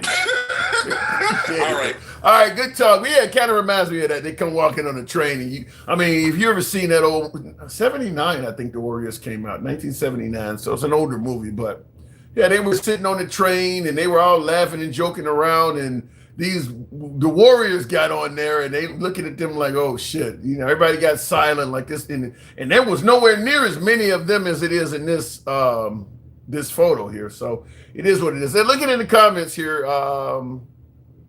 That's like, what does that says? That's like getting on a bus from the Wu-Tang payback. Did I see that video, Wu-Tang? Might have to think about that one. Not sure. A picture of the white cop on the ground while the black kids are. That ain't got nothing to do with this. Yeah, like I said, I would love to have to hear this girl got interviewed and ask, hear what she, what she thought of what was going on, because. Like my last caller said, she could have been wondering who these people are, but let's just be honest about the history of what we've seen in this country. A bunch of white dudes walking around in masks has never been anything other than racism. Going all the way back to the Klan. We can talk about anything, any subject you want, but fact is, when you see a whole bunch of white people together, dudes wearing masks, racism is usually the method of operation for that group. Obviously we can talk about the Klan, we can talk about Charlottesville, we can talk about the tiki torches. It is what it is. You want to stereotype and talk about what's in people's culture. Wearing masks as a group of white men, racism is going to be, and then of course they're carrying a Confederate flag, and it's just literally walks like a duck, talks like a duck, smells like a duck. It's Peking fucking duck. It is what it is. Anyway, look it in the comments. Tap the screen. There may be a few folks still showing the program some love. She probably knew who they were. Yeah, you would have to know, unless you've just been living under a rock. And my guess is there was probably some words being said on there amongst each other and stuff that also may have spilled the beans on what my guess is that many dudes on there where they're the only ones on there but her. They probably weren't quiet. Look at that fool on the platform with his pants around his ass. It could have been stuff like, my guess is all of them dudes together, some of them were probably saying stuff that would have made it even clearer what they were about. Just guessing, but I doubt if they were all on that train totally silent. Just guessing. It's all dudes that are probably 40 and under. Testosterone's flying. It is what it is. They probably, I'm sure they were not all quiet on that train like that. In the, what does that says here? I'll back up. The wicked gangster grandma average home in BFE, Utah is $400K. What is BFE? What is BFE? It almost paints the picture of Donald Trump just simply lying to the people. Apparently, I didn't skip up in the sections here. But now, for some reason, all my damn comments on YouTube are gone. Don't know what just happened there. Let's see what we can do here. In the comments here on TikTok, at least the Panthers will show their faces. Yeah. Yeah, that's generally a white man thing, hiding your faces. The BLM shows their faces. You're right, the Black Panthers show their faces. What other groups, look, the Nation of Islam, they often show up in groups. They show their faces. That's strictly something that is almost unique to white racist people. When they walk down the street not showing their faces. I think they did it in Nashville. I think they were getting out of U-Haul trucks in Ohio doing that on overpasses, but it's always a bunch of them hiding their faces. That's something almost unique to white supremacist groups. Wearing the same outfits and not showing their faces. Could bring up another Warriors reference, the what was it called? The baseball Furies. Guys had the mat, they had their faces painted, looked like they were all members of the Yankees. Looking in the comments here, you have to hide your face or DEI will have your ass fired. Well, if you're going down the street, out in the street saying all kinds of hateful shit, maybe you deserve to be fired. I mean, it is what it is. If I walk down the street saying all kinds of hateful shit about white people, and I work at a business where I regularly have white customers, my boss is gonna fire me too. Yeah, you deserve to be fired. And I'm gonna say this. There's a good chance some of these folks are in positions of power, managers. Some of them might be cops or firemen or military personnel. If they don't like one group of people, they shouldn't be doing those jobs where they may be required to save the lives of those people. I mean, if you're in a burning building and you're hoping that a racist is going to climb through the fire and come get you, do you feel confident that he would do it as much as somebody who has no problem with equality? I mean, yeah, if they're talking like that, they shouldn't have their jobs. You don't know what they're doing for a living. I mean, some of these folks may be teachers. You think they're judging and grading tests equally? So no, I'm 100% okay with them losing their jobs if that's what they're going around doing, is preaching hate. And I would say that about any African American too, by the way. If you're black and you're preaching hate, yeah, you should not be employed somewhere where you're dealing with non-blacks. If that's how you feel like, you don't like these people, that they're all bad, or, you should not be working in an environment where you're coming in contact with them. It's just my opinion. Hate is hate, no matter which side of the aisle it comes from. Wrong is wrong. If their response to Antifa is to act like Antifa, what are we accomplishing? Antifa is not a hate group. It's diverse. First of all, there's women, there's men, there's gay people, there's black and white. Antifa's not a hate group. Antifa don't have a history of hate groups. Nobody's been lynched by Antifa. Look, you got to come up with a better counterpoint than that. This is the same thing when people try to counter the Klan with BLM. It's not the same. You're comparing racist groups that only have one type of person in it to very diverse groups that accept everybody. Anybody can be in BLM. Anybody can be in Antifa. Anybody cannot be in these white supremacist groups. They're only letting, in fact, they really don't even let women in this shit. It's just white dudes. It's not the same. You can try to play word games with it all you want. It's not the same. In the comments, how dare we be Antifa, anti-fascist? Well, the Antifa people don't like Trump, so they're going to find a way to demonize you. But yeah, Antifa is nothing like what the right tries to make it out to. It's not a hate group. It's just not a hate group. Who does Antifa hate? What group of people do they hate? Wait, they don't like black people, and they have one isolated and outnumbered and doing, sound like worst hate group ever. What do you say? Antifa don't like black people? There are black Antifa. Yeah, that makes no sense.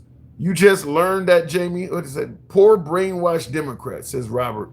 Okay, whatever that's supposed to mean. You could at least elaborate on that. Let's go back to M-Dub in the comments. In the box, rather. M-Dub, good evening. Welcome to the program. Good evening, brother Sam. How you doing? I'm doing good. What are you doing? Filming a World Star video? I can barely hear you. I'm at the bowling alley, man. And I've been holding. That's how long I've been holding on. But can you hear me okay? Yeah, I can hear you. Oh, okay. Hey, give a shout outs to what's his name? Stick Ruler. I'm from Tampa too, even though I live in Texas. But I'm gonna give him a shout out, even though he wouldn't let me come up on his program one time because I only had 12 followers. So. Who are you talking about? Stick the Ruler. Oh. Yeah, he's from Tampa.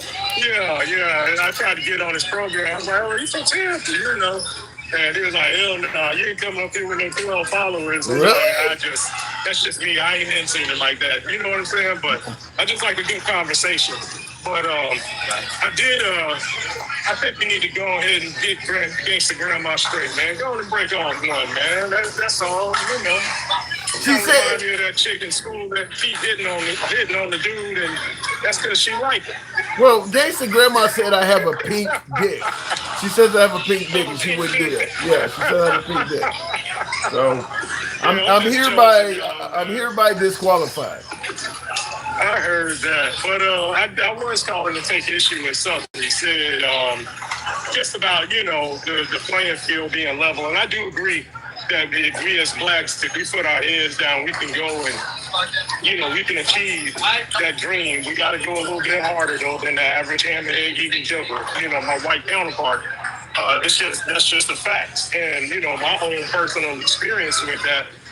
When I was in Tampa, I was working with an environmental company. I was a supervisor, just like everybody else. I had keys to the whole building.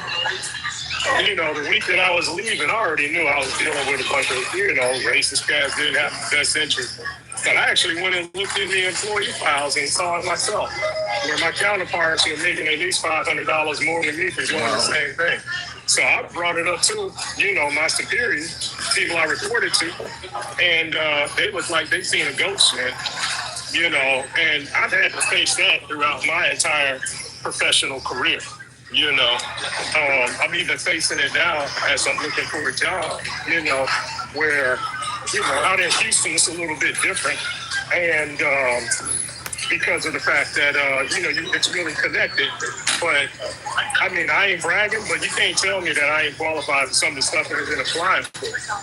But when you don't get an interview, and when you look at the age of the internet now, it crosses my mind. Are they not considering me because I'm a black man?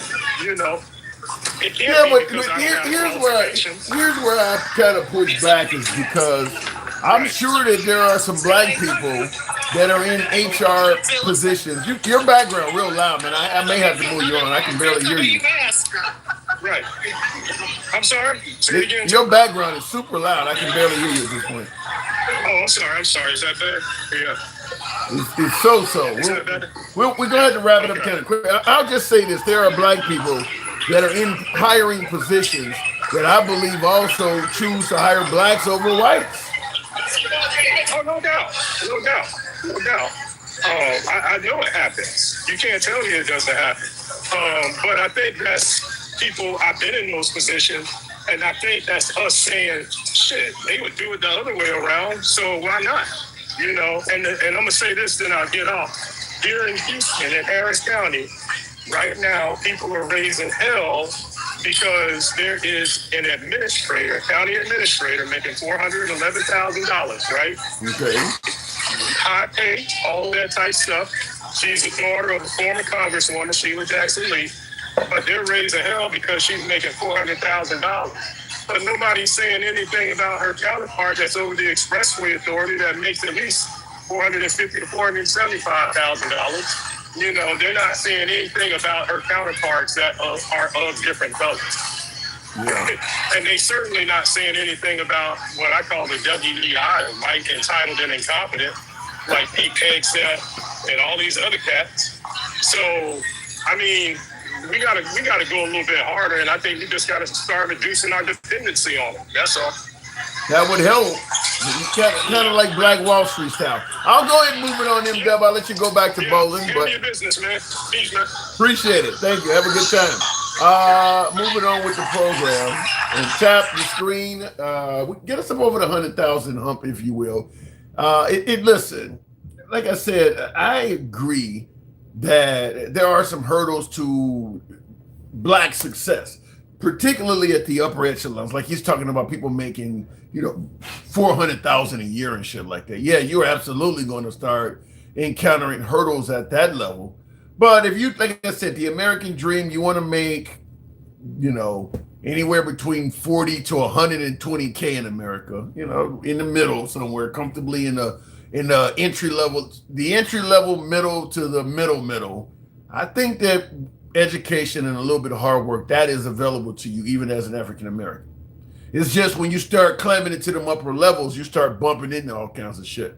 You certainly being a person of color and being a woman, it comes with that as well. Being a woman, you're going to bump into that stuff. I'll also say, which is what I said earlier, it helps you to be in a liberal area, in a liberal city, of course. Like if you're trying to get into those upper echelon positions, you're trying to become a a mid-level politician or something. Yeah, trying to do that in Chicago is going to be a lot easier than trying to do it in Huntsville, Alabama.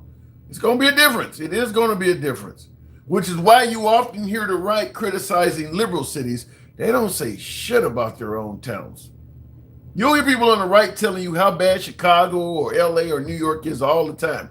You don't hear them bragging a lot about any conservative area. Well, Texas and Florida have decent economies. What about all that shit in the middle? I don't hear nobody bragging about how great Kentucky is or how awesome West Virginians are doing. They ain't saying nothing about their own places. They're just beating down the liberal cities. Well, what's going on in your area? Have you seen California lately? Well, have you seen Mississippi? They ain't saying nothing about their own areas. So, look, anybody can find something to bash if you want. Thank you. Handsome Conservative says, I'm out. Have a blessed night. Appreciate that. When have white men wearing masks been racist? COVID. White men were not walking down the street wearing masks during COVID, all in unison, wearing khakis and the same clothes and all. It's a little different. I be in the break room, just worked 4 hours, made $4, win-win, huh? Don't know what that means. No, the doctors are leaving, incoming north. Don't know where you're going with that. But like I said, there's a lot of African Americans that are doing quite well in this current environment. It's not that hard to navigate where you got to be like, I got to sell drugs to feed my kids. No, you might be making $250 when you should be making $300, like my last caller was talking about. But the idea that being black means you're homeless and you got to actually sell drugs and steal to feed, I don't believe it's that bad for African Americans. I don't believe it's that fucking bad. In the comments, how do Africans make it then? Like I said, work hard, put the effort, get educated, and you can do that even coming out of the hood. There's no work for doctors in the cell no more. They leaving south and coming north for work. Okay. Anyway, I'll leave it at that. I appreciate you guys. Close to 100,000. Not quite there, but thank you that you folks have tapped the screen. Some of you folks showed the program some love. If you're watching us on Instagram, Substack, TikTok, or Clapper, follow the program. We're here most weekdays. If you're watching us on YouTube, give your boy a sub. We are MAGA friendly. We criticize the Trump side of the aisle. We criticize the liberal side of the aisle. Right now, Trump is our president. So, of course, he's going to get far. We're not going to spend all day bashing Biden. Biden is gone. I know that folks on the right are probably going to view this program as criticizing Trump too much. Well, what about Biden this? Or are you talking about Trump making $2.5 billion in or $2.2 billion in a year? Well, what about Biden? What about Nancy Pelosi?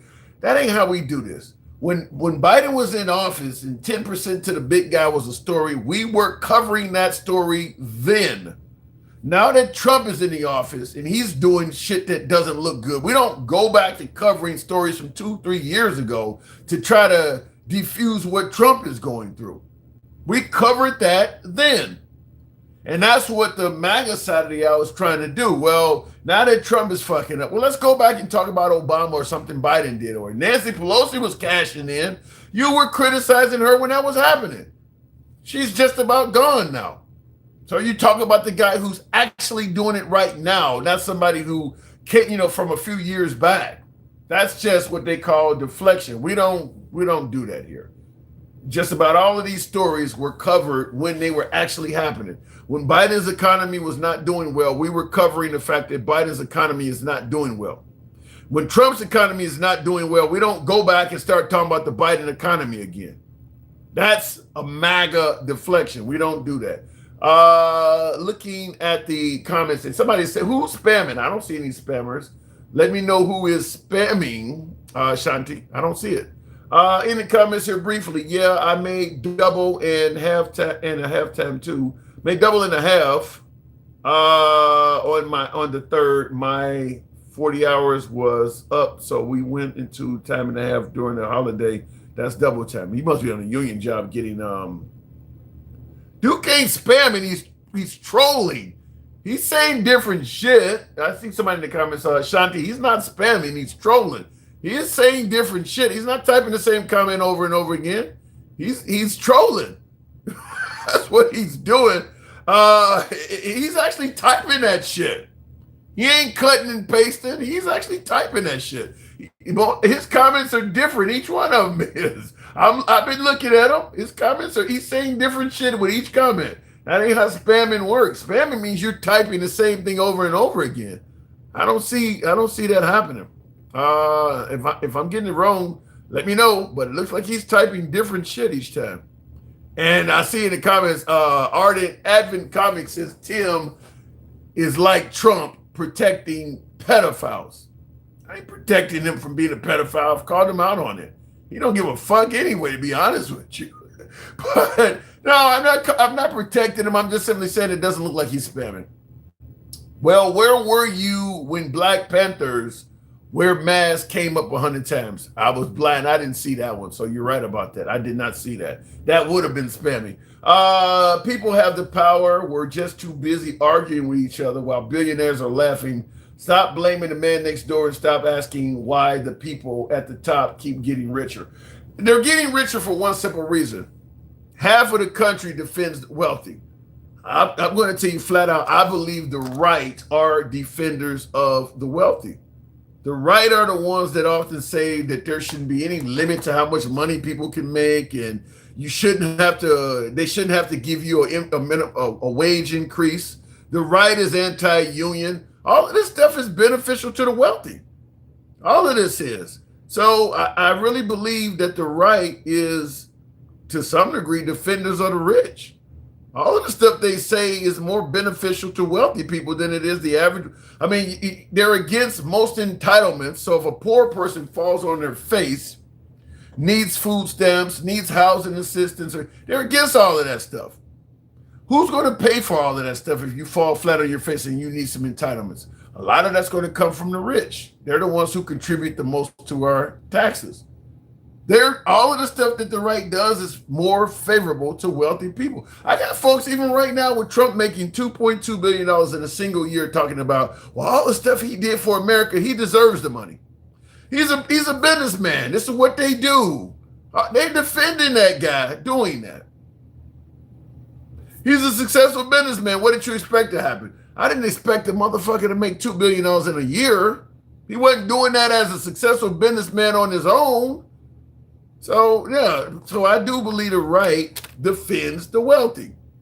Look at what they say about the likes of AOC and Bernie Sanders and Imam Dani, where they want to give you free shit. What is the opposite of giving you free shit? Giving you nothing. The opposite of giving you free shit is pull yourself up by your bootstraps. That's what the right is often saying. If something happens to you, if you fall flat on your face, if you lose your job, either you suffer until you figure it out or you just perish. Which is why I often say that when I talk to some of my MAGA viewers that have that mindset, I tell them all the time, your party is the don't ask me for shit party. That's kind of what it is. If you go broke, I figured it out. You need to figure it out. Don't ask me for shit. That's kind of what the right is. And that helps the wealthy. That is very beneficial to the wealthy. So that's why you got folks that are getting richer and richer in the country. Half of the country is defended. We got Elon Musk worth $1 trillion now, and the right is like, there shouldn't be any limit to how much money he can make. At some point, he will be worth enough to be a serious, he's already worth enough to be a serious problem. He's already worth enough to be a serious problem, considering how much of the wealth, how much of the pie he controls. At some point, it should be a limit on how much you can earn. And I don't think it should be anywhere near $1 trillion. At some point, that should stop because, look, we know the laws are tailored to make wealthy people's finances snowball. It's hard to go from poor and climb the ladder. Once you get that kind of money, it's easy to make more money. The laws are just tailored to favor you. Yeah, I think it should be stopped. I totally disagree with it. In the comments, thank you, but no thank you. I'm like Dracula when it comes down to garlic, huh? MAGA has confirmation bias on it. The right relish culture war and war. No new wars was a lie. I agree with that. Elon was a Democrat. You went too far left. Elon Musk was not a Democrat. And when you look at the shit he has been doing and saying, that dude ain't never been a Democrat. Trump used to be a Democrat. I'll accept Trump because Trump has actual quotes. He talked about you don't need high capacity magazines. That's a quote from Trump. Trump has said, what else has he said? Well, obviously he's indicated I don't want to say not believing in God as a left-wing tenant because a lot of Democrats believe in God, but he's on record saying that. In fact, he said, I identify as a Democrat. Trump is actually quoted as one saying, I identify as a Democrat. I don't see a lot from Elon Musk's past to indicate he's a Democrat. He invented, I won't say invented, but he made a killing at selling electric cars, which were viewed as a status symbol by the left, but that don't make the dude a Democrat. I mean, that's like saying, you sold Cadillacs to black people, so now you're part of the hood. No, you just like money. I don't see a lot from Elon's past to indicate he was a Democrat at all. My heart goes out to anybody who thinks so. Should I do the salute? That dude was not a Democrat. I don't think Elon was ever a Democrat. Yes, Elon identified as a Democrat, and maybe he didn't know what a Democrat was because that dude is not a Democrat. His I want to say bigotry or level of intolerance. I mean, I don't see Elon being pro anything but white people. That dude is not a Democrat.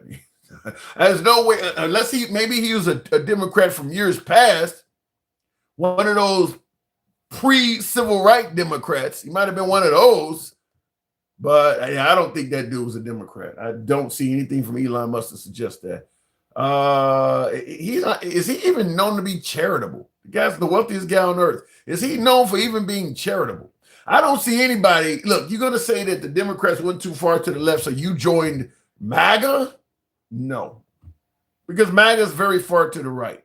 If you thought the Democrats are going too far to the left and you said, fuck it, I'm not going to work with the Democrat Party anymore, I could understand that. I get MAGA on the program all the time that say that MAGA has went too far to the right, so they're not MAGA anymore, but they make it clear, I'm not going to vote for Kamala Harris. I'm not going to vote left. I'm just not affiliating with MAGA anymore. That's what a person would do. You don't go from being a Democrat to MAGA. To me, if you were a Democrat and you're now MAGA, I don't think you ever were a Democrat. I have a hard time believing you ever were a Democrat if you went from that to being. Democrats ain't went that far to the left. I don't agree with that. He does like everybody else. They fake the funk. You think Donald Trump was a true Democrat? He was a racist when he was in New York and put those 5 kids in the newspaper. Okay, the Central Park 5 thing does look bad. But do I believe all Democrats like black people at Trump's level that's been around as long as Trump? Please charge. I think there are plenty of 80-year-olds that were Democrats that, look, if you came up when I think Trump was born in the early 40s, like I think he was born in like 1940 or something, whatever he was. Look, all of the white men that were like that back then, it was just the norm. Biden too. They all were racist back then. So I don't want to say that being a Democrat guarantees you're not racist. I do believe leaning right increases the probability of it, but I'm sure look, do I believe Nancy Pelosi loves all black people? I don't know. I wouldn't say that. So you're not going to vote in an election if Kamala was to run again. I think Trump has made it so people are going to vote in elections, period, because the way he's running things, you got a large portion of the country that thinks Trump is trying to fundamentally change what the nation stands for. People believe Trump is just the most corrupt president we've ever had. And of course, the right believes that the Democrats are trying to turn the country into communists and shit. So I think everybody's going to vote in this election because the name calling and the shit is flying around. Democrats are calling Trump fascist and corrupt, and the Republicans are calling the Democrats everything in the book. Like fascist, Marxist, corrupt, socialist, they calling them everything. So yeah, I think both sides are doing a hell of a job doing that. You're not then he's going to open the door for Obama to run for a third term. I don't think Obama even wants to run for a third term.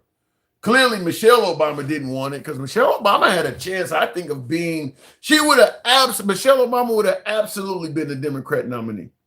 If Michelle Obama had ran for president in 2020 or 2016, well, 2016, yeah. If she had followed her husband in 2016, because Obama was just leaving after 2 terms, if Michelle Obama had ran in 2016 or 2020, she would have been a shoo-in for the Democrat nomination. She would have absolutely won the Democrat Party hands down over anybody. And then it would have been whoever the Republican is. So she clearly didn't want it because it was hers for the taking. It was hers. Stop hating on writing skills. And you were a short bus rider. Maybe you still do. Okay. He does like everybody else. They fake. Oh, I saw that already. So yeah, I mean, like Michelle Obama could have, she had a chance. I really think she certainly had a far better chance than Kamala Harris. She had a chance, but she didn't want it. There's a lot of stress and obviously danger and things like that to being president. It ain't a job for everybody. In the comments, no president can run for 3 terms. Is everybody poor and educated? Well, I get your point, Doke Knife. He says no president can run for 3 terms. Is everybody poor and educated? We need to put how government works back in schools. No, you need to talk to your president. President Trump was asked about running for a 3rd term, and he was told flat out by a reporter, you cannot do it. It's in the Constitution. He was like, there are ways. President Trump said there are ways to be reelected for a 3rd term. So you need to talk to him first. That's coming from somewhere. President Trump, I don't know how much money he made selling Trump 2028 hats, but he made thousands. So you want to talk about people need to learn you can only run for 2 terms. Start with the president because he is on record saying that there are ways to do it. So, and Steve Bannon is too. Steve Bannon was interviewed on News Nation and he said it too, that there are ways to do it. So you can't blame the people. If the president of the United States is saying it, maybe he needs to learn the Constitution. In the comments, the Obamas know the truth. They want no part of it again. Did you see who was elected after? Trump was elected after Obama. So Elon has 180,000 employees. And I hate this bullshit about you got to protect the rich because I've never gotten a job from the poor. If you look out for the rich and the employee in the corporations, they'll, they give us jobs. That don't mean those jobs ain't shitty jobs. Jeff Bezos, I think he's the 2nd richest person. Amazon has a terrible history of mistreating its people. The right needs to get out of the mindset of, well, if you got a job, you're good. Look at how many people got jobs and they still qualify for food stamps and shit like that. Just having a job ain't always saying them. Is it a good paying job? Does it come with health care and benefits? All of the shit that the right don't want to fight for. You want to leave it up to the employer to decide if they want to give people health care and benefits.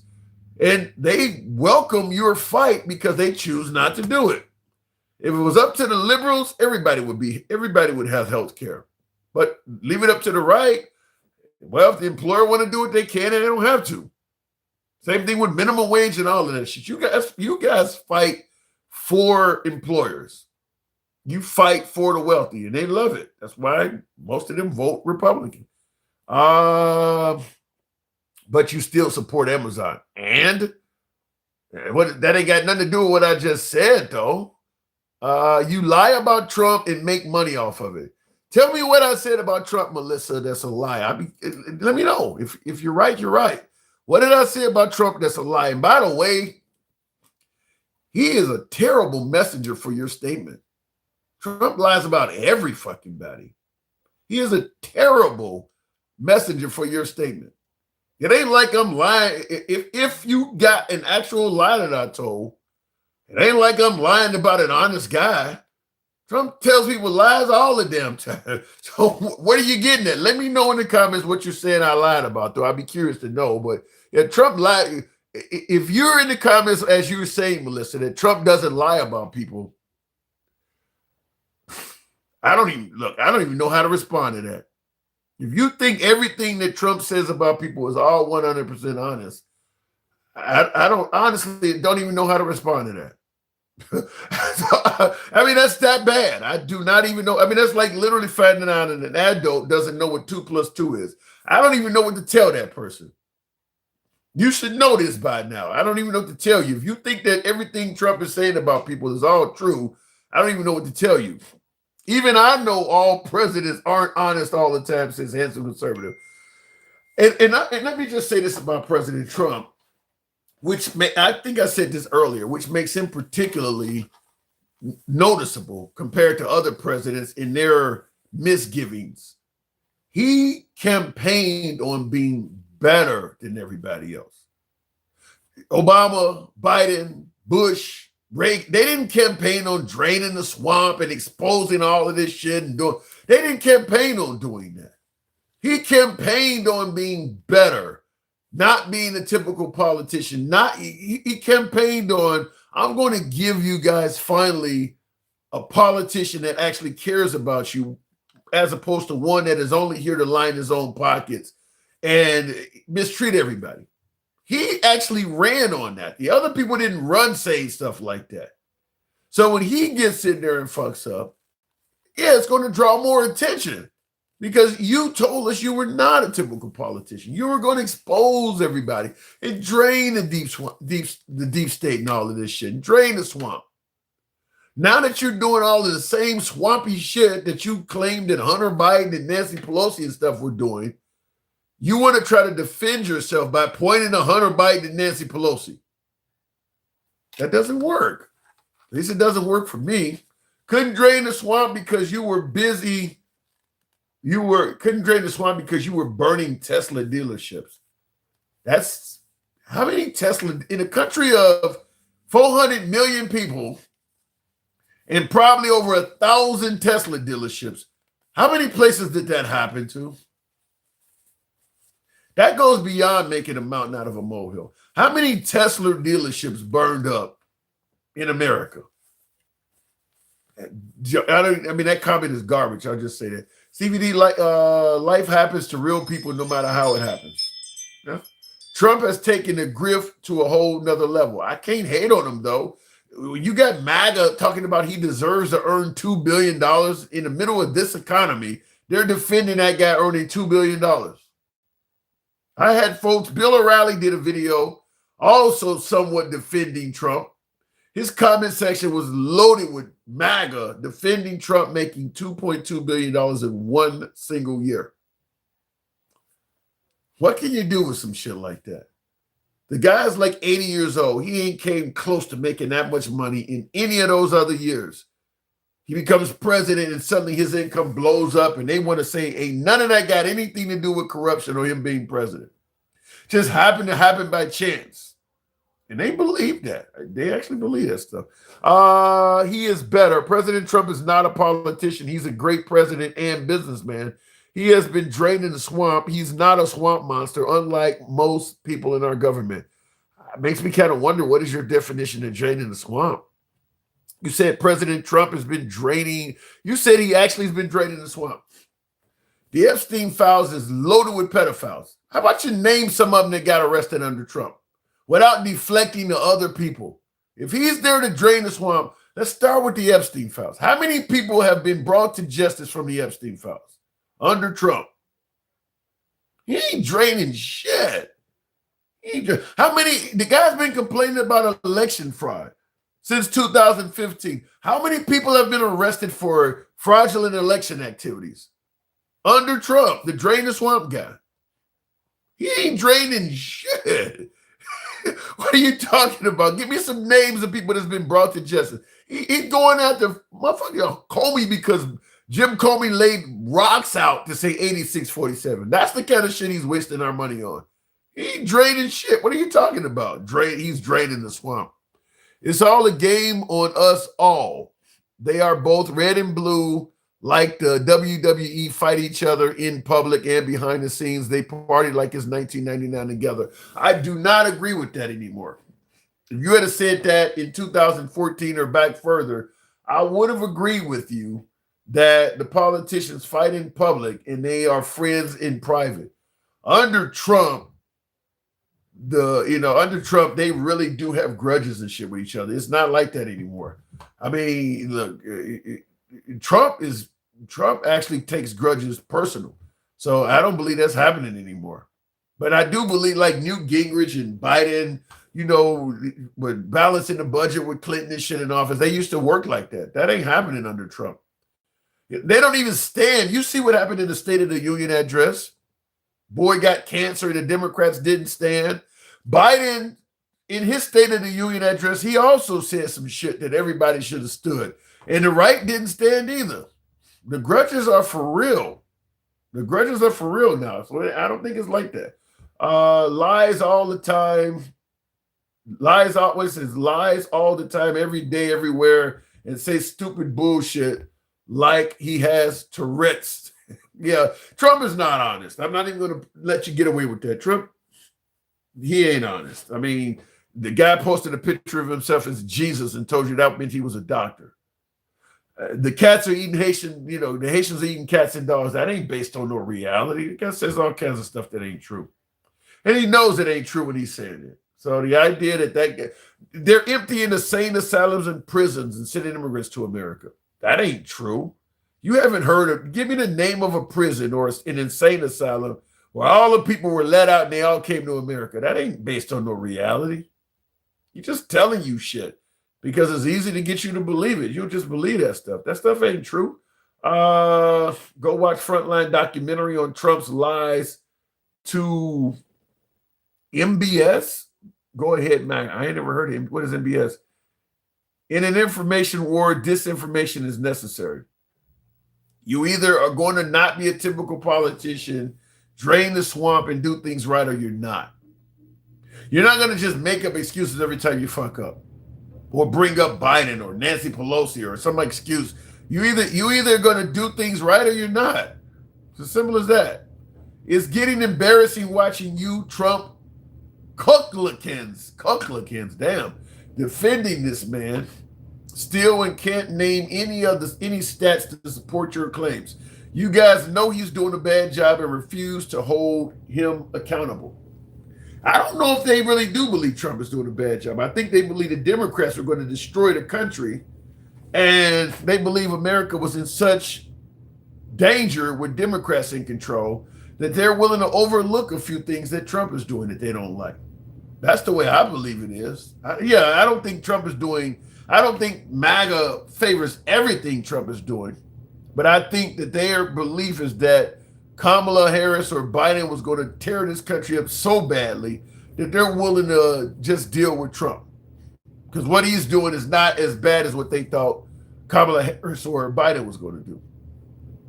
So, and I agree with you, Pimp named Furback, because Trump told him so. Yeah, I agree with that. I'm pretty middle, actually. What has he done? Not much. The border, I'll give Trump credit for.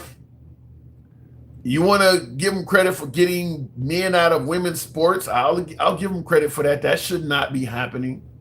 But outside of protecting men from playing in women's sports and securing the border to some degree, most of the other stuff that MAGA is giving Trump credit for is Trump telling you it's been done or it's going to be done, and them just having hope that what he's saying is true. Like the tariffs. We're not actually cashing in on the tariffs right now, but we might. So MAGA is giving them credit for, well, it might bring manufacturing back. That has not happened yet, but they're already giving him credit for the tariffs. So they're giving him credit ahead of him taking the test. He promised to score an A+ on the test, so they're giving him the A+ grade now. There's not a lot of companies breaking ground on manufacturing plants in America. but they believe it's happening. So he's getting credit for a lot of stuff that is not. Same thing when he meets with Kim Jong-un or when he meets with Vladimir Putin and he says, I had a really great meeting. They give him credit for that. Nothing comes out of those meetings, though. Trump met with Vladimir Putin in Alaska, red carpet, put him in the presidential limo, paid taxpayer money to have a flyover and all that for Putin. Said it was a great meeting. What came out of it? The Ukraine and Russia went right back to war within days. Nothing came out of that whatsoever. We paid a lot of money in taxpayer money for that to happen. Same thing, he went over and met with Kim Jong-un in North Korea. Said it was a great meeting with that one. Ain't nothing came out of that. That's been years ago. Ain't nothing came out of any of that stuff. Hey, Tim, sorry if I missed the other portion of your show. You brought me up, but it didn't go through. Had to go to the laundromat and get air conditioning fixed. Well, good to know you got clean clothes and cool air. Evil, we'll certainly catch you on the next one. So I appreciate your support as always. Thank you. Evil, always a pleasure. And somebody in the comment, I guess, Melissa, are you saying that Trump stopped wars? That's another one. Trump claims he stopped 8 wars, therefore suggesting he deserves the Nobel Peace Prize. First thing, let's be clear. Trump was all over President Biden, suggesting that if he was president, the Hamas in Gaza would have never attacked Israel. And also suggested if he was president, the Russians would have never attacked the Ukraine. That's it. Suddenly Trump becomes president and he stopped 8 wars. 8 wars you didn't hear shit about when Biden was president. You didn't hear nothing about 8 wars going on when Biden was president. So the question, when did these wars begin then? They must have happened under your watch. So I've said, I've never believed it. The 8 war thing is a lie. It's a simple, not to mention some of the countries he claims to have stopped from being in war. The country, India is a country that says Trump had nothing to do with stopping what we were dealing with Pakistan. India came out and said that he had nothing to do with this. But Trump claimed he stopped 8 wars. You heard nothing about 8 wars going on until Trump became president, suggesting he stopped it. That's not true. Then the guy was desperately seeking a Nobel Peace Prize. And once he didn't get it, he just turned into a warmonger. Venezuela, threatening Cuba, attacked Iran. I think we've bombed Syria, Yemen. We've launched some attacks in Nigeria, claiming we were liberating Christians. That guy's wanted a Nobel Peace Prize. MAGA believed he deserved it. Trump has made the United States less secure. He terminated experienced DOJ, FBI, FEMA, and that's another one, is that if I'm a member of NATO, certainly some of the ones that are on the east side of NATO, like Poland and Romania and shit like that, do I feel confident that if Russia attacked me and we needed to invoke, what is it, Article 5 or whatever of NATO, do I feel confident America would help? No. Under Trump, I could easily see President Trump doing to Poland or Romania the same thing he did to Zelensky of the Ukraine. Just blame them for starting the war. He told Zelensky, you're the one that did this. You're flirting with World War III. He started blaming it on them. Same thing with Taiwan. If China decides to attack Taiwan, do they feel confident America will rush to their aid under Trump? You think MAGA would demand Trump help out Taiwan? No, I don't think so. Can you still bring me up? Yeah, I can if you go over there. We're about to roll it out, but we'll bring you up for a minute. Tim, Ukraine in Russia's ass now without, that's not good, Travelman, because we would have had a lot of power, a lot of say-so, a lot of favors owed if we had helped the Ukraine continue defeating Russia. But now that Trump backed out, he's strengthened Ukraine's allies with a lot of other folks, not us, and they don't owe us anywhere near the favors that they would have owed us. I don't see how we benefit from that at all with what he's done with the Ukraine. Now, the argument could be made, well, He didn't give them free weapons, and he saved, tax dollars. Until we see some benefit of this shit, to me, it's irrelevant. Just like with Doge, he claims he saved billions of dollars in tax money. Same thing with USAID. He claims if the economy in the country is not getting better for you to see it as an individual, who cares I don't care if you save $10 trillion. If everything is still unaffordable, gas prices are still sky high, those numbers might as well just be fabricated. Those numbers are useless. They're constantly bragging on how much taxpayer money they're saving. The citizens are not benefiting from it. So who cares? It's irrelevant. The Doge checks, remember those alleged Doge checks? That didn't happen. So who cares how much money you're saving? You're not sharing. Only people we see getting paid are you and your kids and some of your close associates. You guys are getting incredibly wealthy. The average American is barely getting a 20% discount on a gallon of gas. So all of this saving taxpayer money shit is irrelevant to me, but it sounds good for MAGA. MAGA likes that stuff. Well, he saved tax money, he's saving money, he's saving. How much of it are you seeing, though? He could be just making that shit up telling you that. And by the way, when it comes to the Doge numbers of how much money was saved by Doge, that's exactly what it appears to have happened. Just made up a lot of numbers, and they had to constantly correct what they were telling you Doge was saving us. So it's a lot easier to convince MAGA of this stuff because with Trump, MAGA's not going to require a lot of evidence. So we'll have to see. In the comments, somebody is saying pray to Trump. Why would you pray to a man? Tell me you're not in a cult. Tell me you're in a cult without telling me you're in a cult. You're actually saying, what is his name? Hysteria. You actually get on your knees and pray to a living human being that has a lifespan. 10 years from now, you're praying to a dude that'll be dead, probably. That's who you actually go get on your knees and pray to. Wow. I guess you've never heard of the term beware of false prophets, huh? Anyhow, it's your boy Tim, the Handsome Liberal.